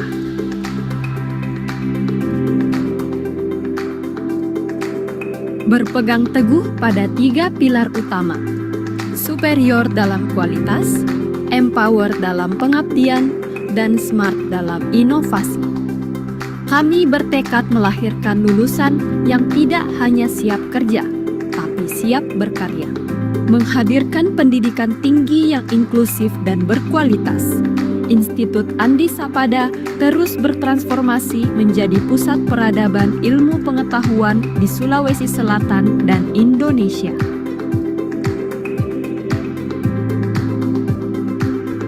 Fakultas Hukum Institut Andi Sapada, rumah bagi para pembela keadilan.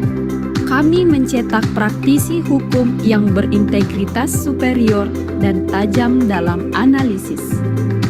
Dengan program unggulan sarjana ilmu hukum dan satu-satunya program kriminologi yang mempelajari kejahatan secara ilmiah, serta program magister hukum untuk pendalaman keilmuan tingkat lanjut. Kami mempersiapkan Anda menghadapi tantangan hukum global. Melalui Pusat Konsultasi dan Bantuan Hukum atau PKBH dan Pusat Studi Hukum dan Masyarakat atau PSHM, kami mewujudkan nilai empower, memberikan akses keadilan bagi masyarakat, sekaligus melatih mahasiswa menangani kasus nyata sejak dini. Dunia bergerak cepat. Fakultas Bisnis Institut Andi Sapada hadir dengan konsep Smart Economy, mencetak entrepreneur dan manajer handal yang adaptif terhadap teknologi. Kami menawarkan ragam pilihan masa depan, S1 Manajemen dan Akuntansi yang modern, D3 Manajemen Industri yang fokus pada keahlian teknis, hingga S2 Manajemen untuk mencetak pemimpin korporasi superior. Kurikulum kami dirancang untuk memberdayakan. Mahasiswa didorong menciptakan lapangan kerja, bukan sekedar pencari kerja. Kenyamanan Anda adalah prioritas kami. Di Biro Administrasi Akademik, kami menerapkan standar pelayanan prima yang ceria dan ramah. Didukung sistem digital yang smart, kami menjamin layanan yang cepat, efektif, dan efisien. Tidak ada birokrasi yang berbelit. Melayani dengan hati yang ikhlas dan sistem yang akuntabel.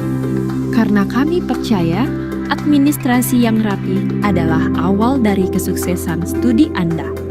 Komitmen mutu ini juga tercermin pada International Office, Career Development Center atau CDC, Satuan Tugas Pencegahan dan Penanganan Kekerasan di Perguruan Tinggi atau PPKPT, serta Tax Center yang memberdayakan melalui edukasi dan layanan perpajakan.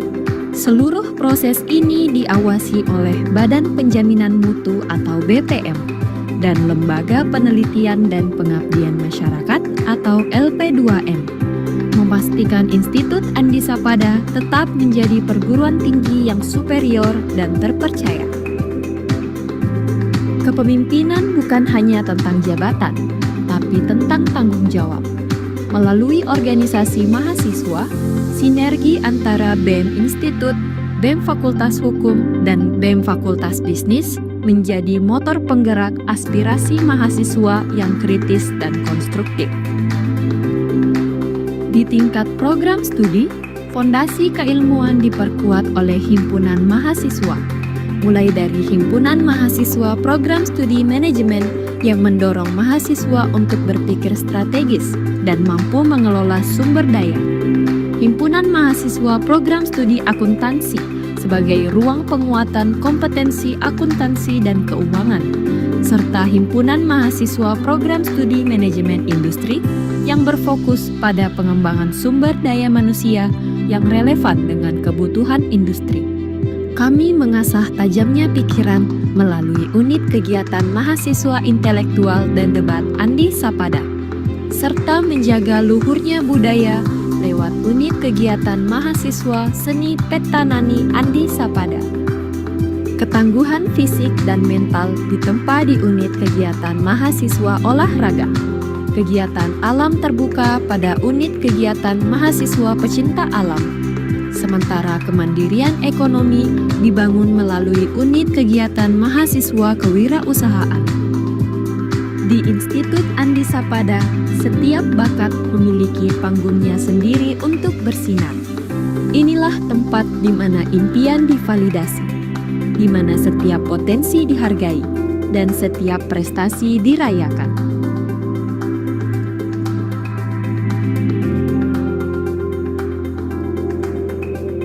Bergabunglah bersama kami. Jadilah bagian dari keluarga besar Institut Andi Sapada. Mari menyongsong masa depan yang superior, saling empower, dan menjadi generasi smart. Institut Andi Sapada, superior, empower, and smart.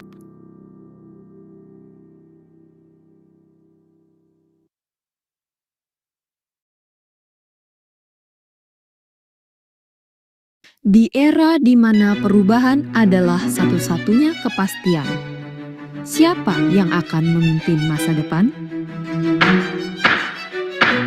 Hanya mereka yang menolak menjadi rata-rata. Kami membangun mentalitas superior, standar akademik tertinggi, integritas yang tak tergoyahkan.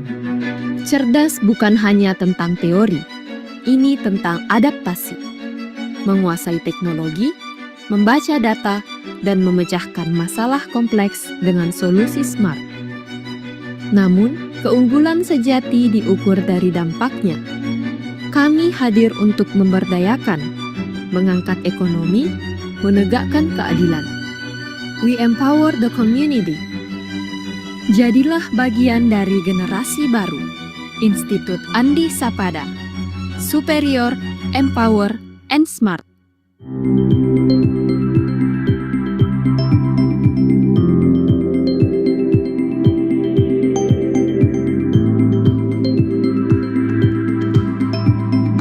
Bismillahirrahmanirrahim. Assalamualaikum warahmatullahi wabarakatuh. Saya Profesor Dr. Bahtiar Tijang, Rektor Institut Andi Sapada. Institut Andi Sapada hadir dan memfasilitasi generasi muda berintegritas, berilmu, dan berdaya saing. Pendidikan tidak hanya membentuk keahlian, tetapi juga karakter dan tanggung jawab sosial. Saya mengajak bergabung Anda untuk belajar, berkembang, dan menyiapkan masa depan.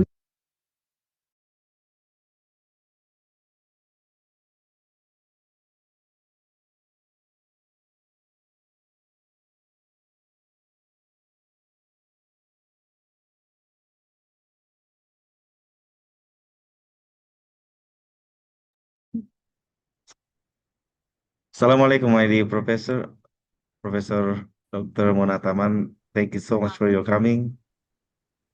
It's a really honor to have you, my dear Professor. Assalamualaikum. وعليكم السلام ورحمة الله وبركاته. Thank you for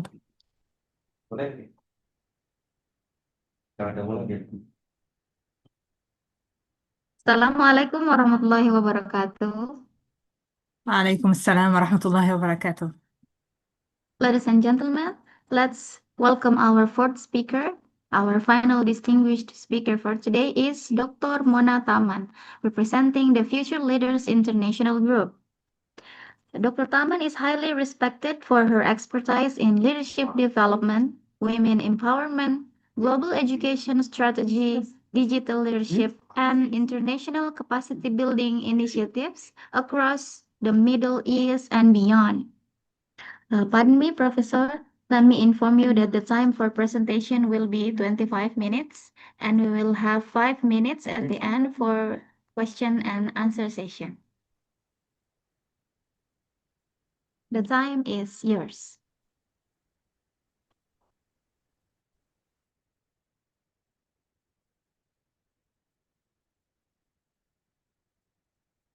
Thank you. Thank you for your attendance. I will share my presentation.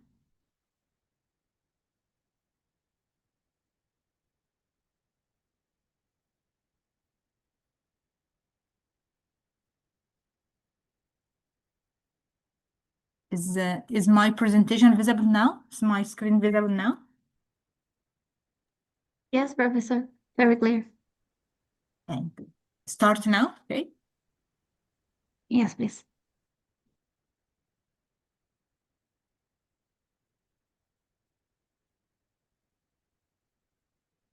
At the first, I want to thank Dr. Andi and all the organizers for this international lecture and collaboration.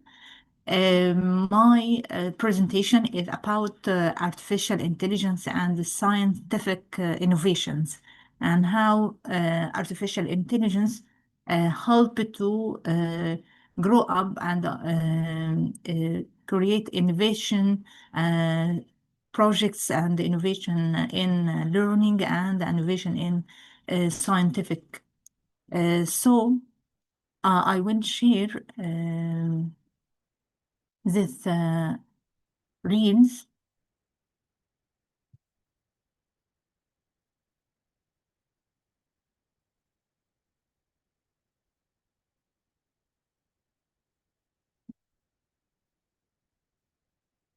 how and AI in researches.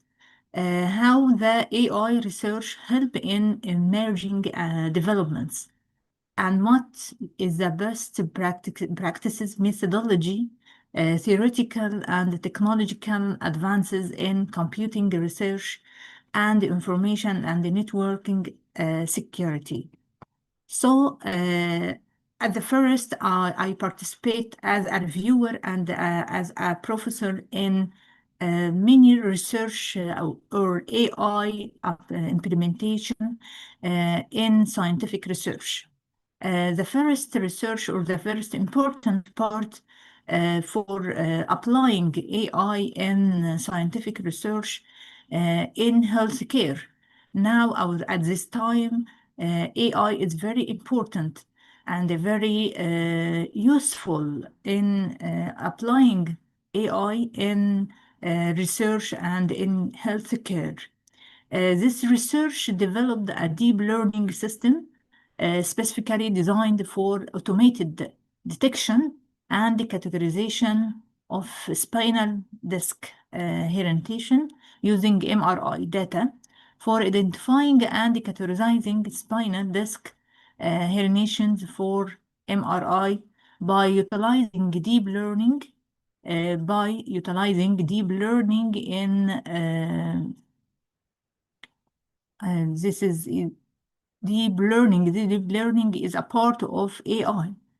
This capabilities of deep learning is very important in scientific research with AI. The research compared the efficiency of the conventional approach to computer-aided diagnosis to the deep learning based in methods.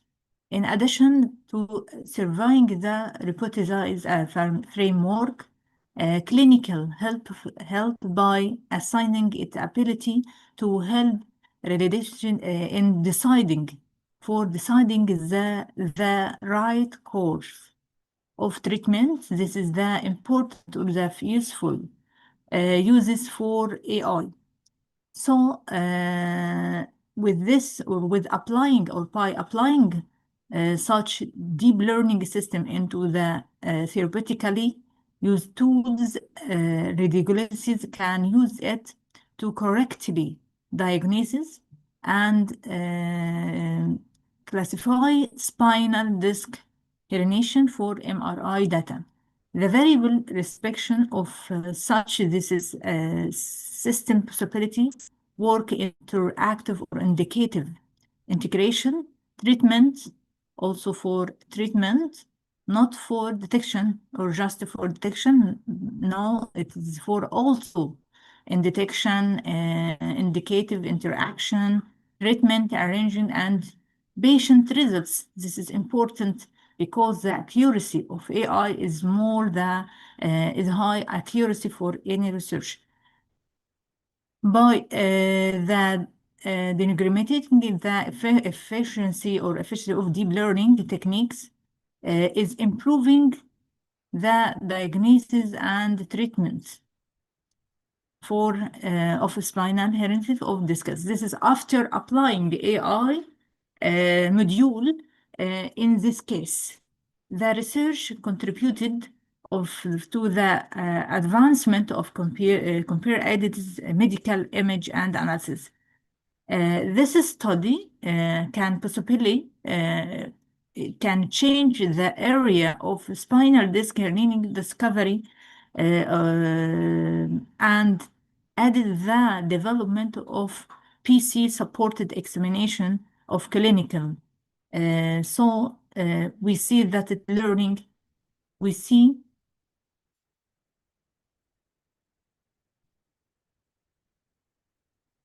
this is the result of classification and visualization.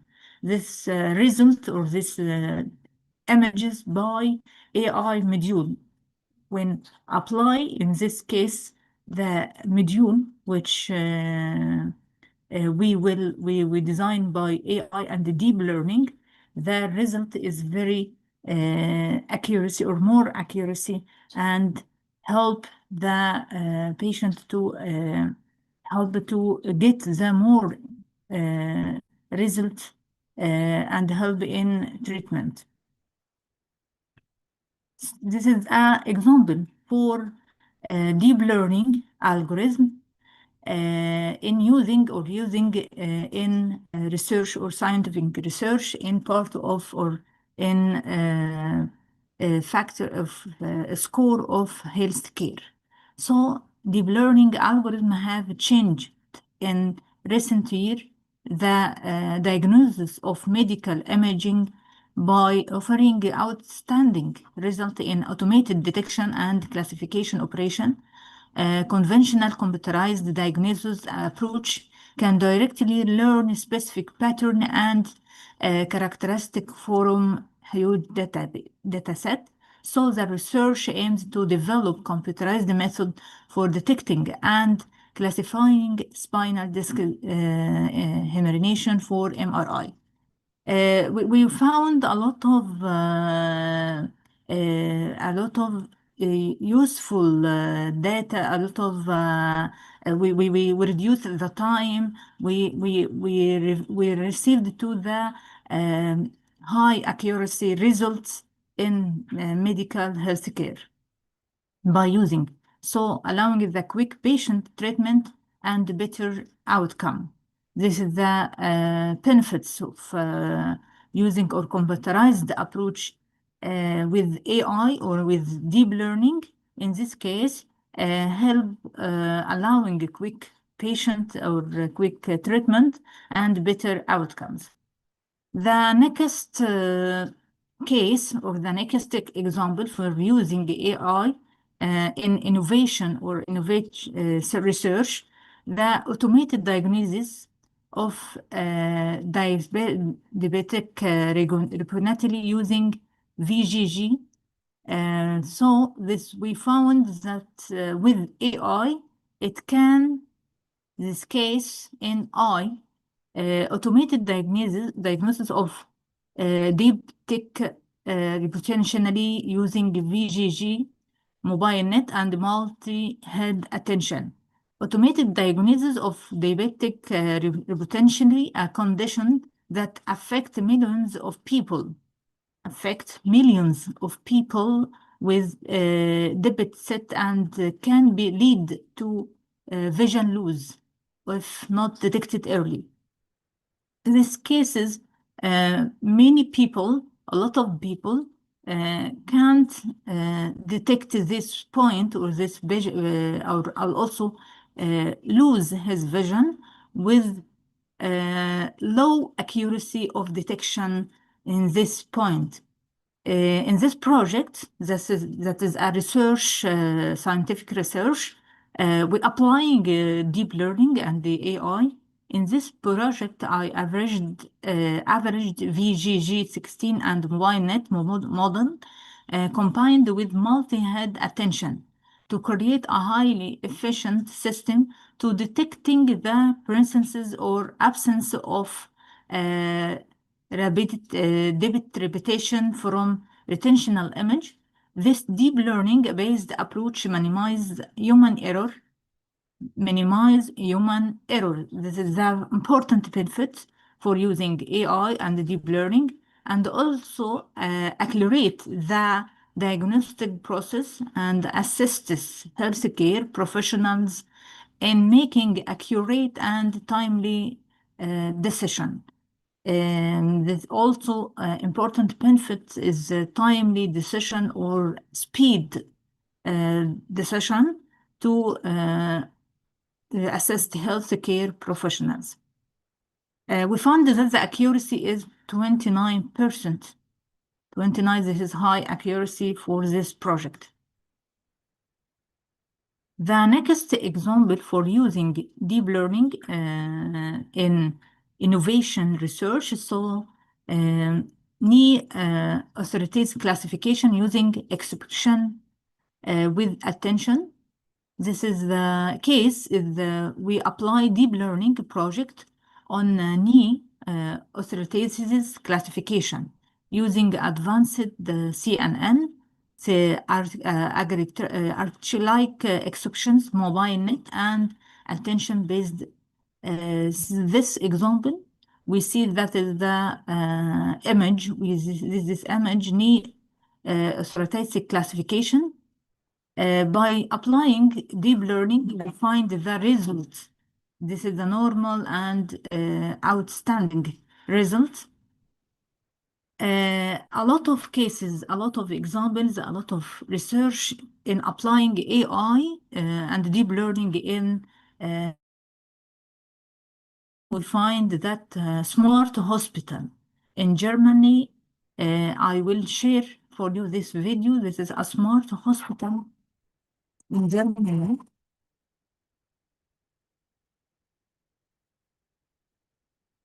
An apple a day keeps the...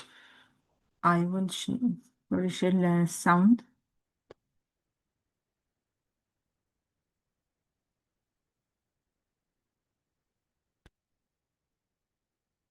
doctor away. If only staying healthy were that simple. The reality is that in the future the demand for doctors and healthcare will increase. That's because populations are growing older. In Germany, for instance, the median age is predicted to rise from just over 40 in 2000 to 45.7 in 2020 and 49.2 in 2050. Doctors are already in short supply, and systems are feeling the strain. It's clear that healthcare must become much more efficient if everyone is going to get the services they need. Medicine will have to become smart medicine. Artificial intelligence and 3D imaging are just two cutting-edge technologies that can help doctors work faster and more effectively. For example, Hamburg startup Apocula has worked together with Microsoft to bring special smart glasses to German hospitals. They allow doctors to carry out virtual surgeries and confer during operations with specialists in remote locations. The VSI recognizes the patient and superimposes the 3D medical images on him for optimal anatomical orientation. The majority of experts thinks that technologies like AI will fundamentally change Germany's healthcare system.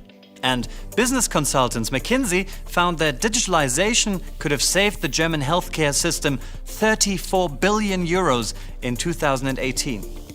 Savings could come in areas of paperless data, online interaction, decision support, automated processes and procedures, and patient self-service. All this change means business opportunities. Industry analysts expect 16% annual revenue growth for medtech companies.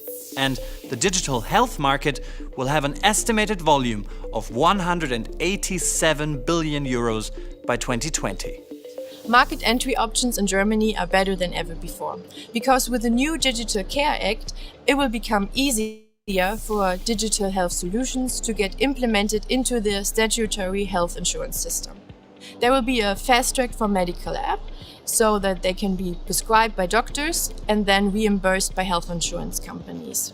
At the same time, patients will get access to an electronic patient record.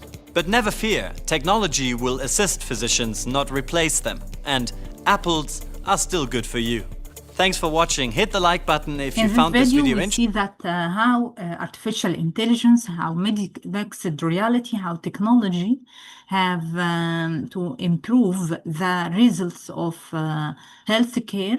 This is smart hospital not found just in Germany, but now it found in Saudi Arabia, in Qatar, in many countries have applied smart and apply AI in healthcare.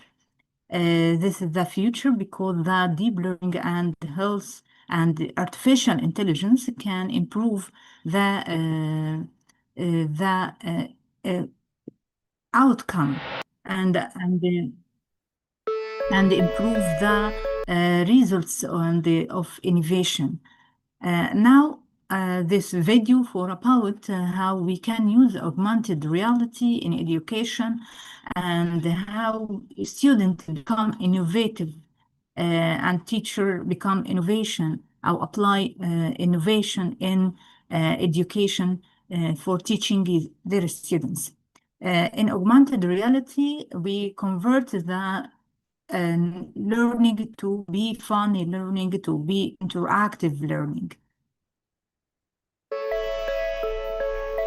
The HoloLens is absolutely the most amazing piece of technology. Within 5 seconds, I realized that the world had changed. It was an immediate realization that this is something exciting and we have to be a part of this. Seeing things in 3D is something that you could do before with some glasses.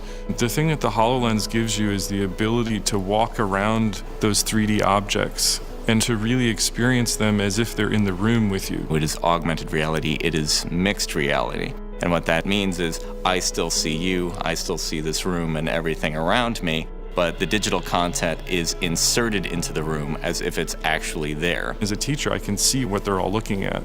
And that's something that we think has real power. It's actually opening up our interactions with each other. The biggest drive is getting the anatomy curriculum completely done by the time we move into the new health education campus. Today, we and the Cleveland Clinic are constructing a state-of-the-future health education campus. Our students will learn using the most forward-looking educational programs. HoloLens is a key part of this. The actual act of dissection hasn't changed in generations. We have to be much, much more effective and efficient. The biggest thing about medical school is there's just so much information and so much knowledge you're being asked to learn. HoloLens is going to enable us to teach in an integrated way and to look at the body in ways they haven't been able to see it. It's sort of having X-ray vision, seeing through the skin. My mind was just kind of blown. When I tried it on, it was perfect. It's really hard to understand what the anatomy and book's trying to tell you. So with the HoloLens, we can literally show you what's happening with the body. We can look at how the heart moves, or look at how the brain processes information and how information flows around in our brain. They can see when the heart valves are closing and hear the sounds. How the diaphragm moves when the lungs... In this video, we see that the innovation in education by using augmented reality, by using mixed reality, and by using interactive learning. When we use digitalization in education, we will get innovative students and innovative learning. So it is to improve the innovation of education.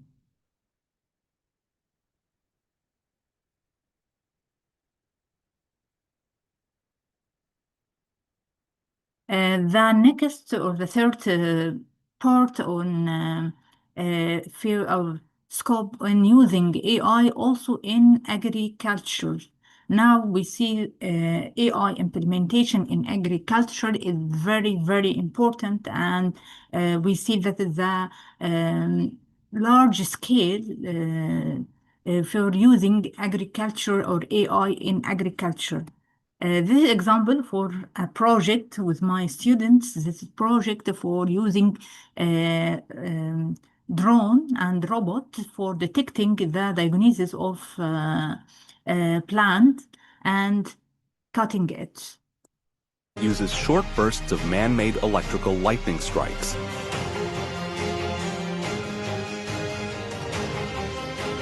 Robot works together with another robot whose job is to map every millimeter of the field and monitor the crops. The weeding robot then uses the data to autonomously move around the field, locating the weeds and targeting them with mini electrical lightning strikes instead of using chemicals.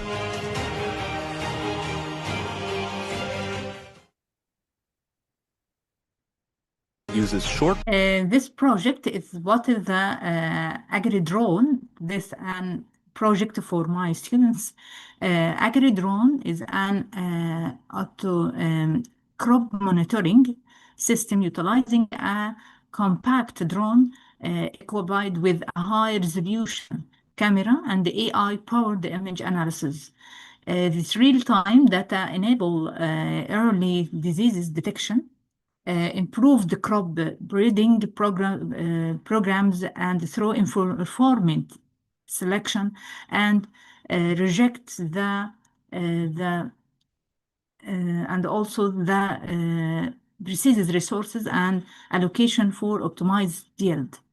This system identifies crop health indicators, pest outbreaks, growth patterns, and biomasses, and leaf area, and overall health for plant. So this is agri drone or agriculture drone. The system incorporates a robotic arm for targeted pest eliminations using the electric shock mechanism, promoting environmentally friendly pest control. So for this robotic navigation and comprehensive, the drone is outfitted with a comprehensive sensors suits. So this is robot help to reduce a lot of diseases for plants and detect, analysis, and also cutting the diseases plant. This is combination of AI, high resolution imaging, and advanced sensors. The technology empowers the drone to function automatically and gather details crop data and contribute to scientific advancement in precision agriculture. This is comprehensive between with using agriculture robot and normal agriculture. We have a lot of benefits for using AI in agriculture. So as like automating comprehensive crop health monitoring, providing real-time data for informed decision making, enabling early detection and precise action for improved crop yield, also promoting environmentally friendly pest control practices. So this is the benefits for using AI technology in agriculture. A lot of projects, a lot of appliances, a lot of idea for applying AI in this school.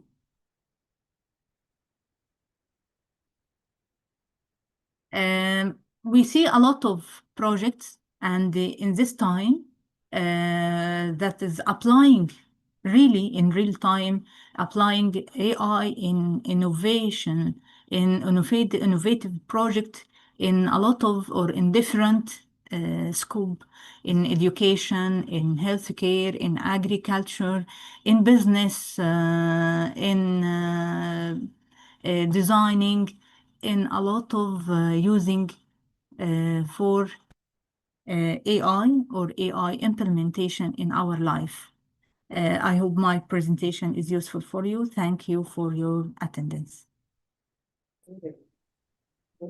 Many thanks, Professor, for the wonderful presentation.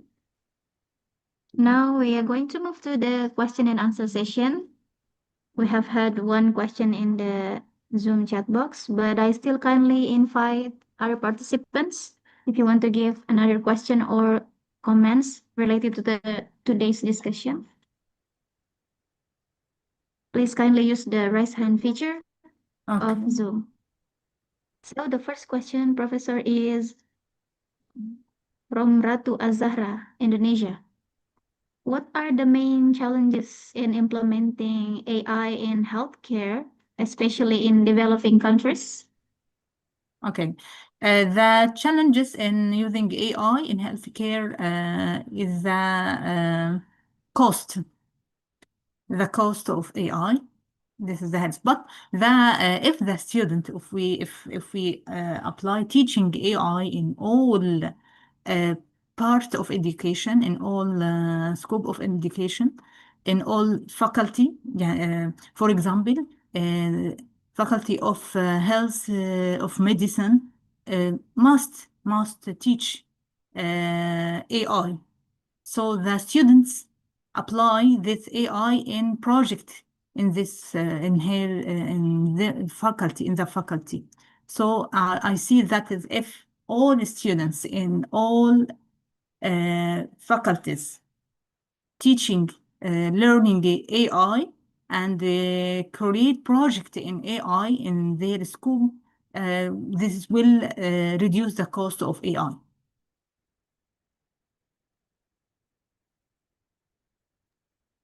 What are the challenges do universities faces in using automated really in education, especially in term accessibility?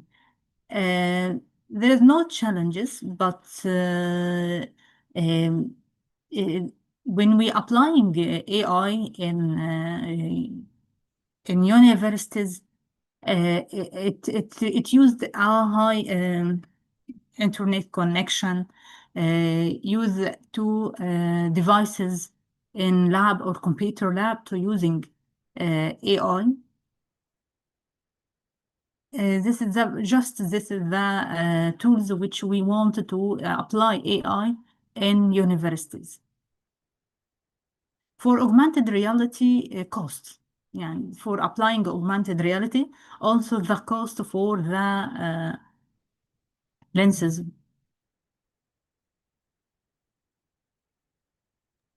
Cost is still the main challenge. Yes. Now technology uses high cost, but there is many countries or countries can use mobile. We can replace the glasses with the augmented or mixed reality glasses with the camera of mobile, so we can apply augmented reality without cost.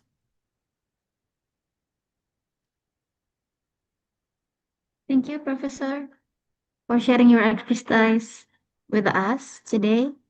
I'd like to invite all of our participants to give a big applause for our speaker as their appreciation.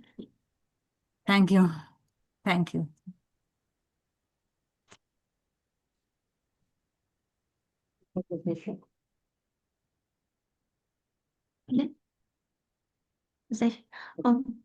If you mind to stay, Professor, for the photo session.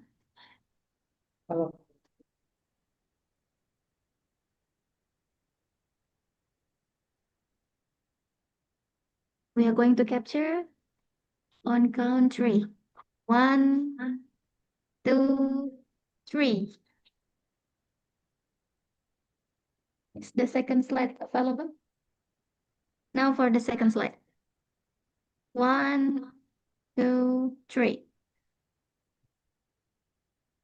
Okay.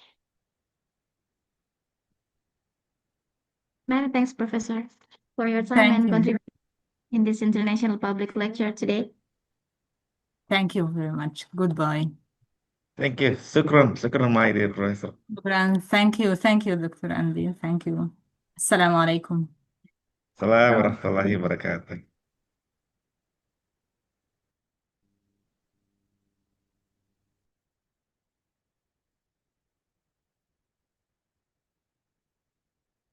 Bisa kita sekarang untuk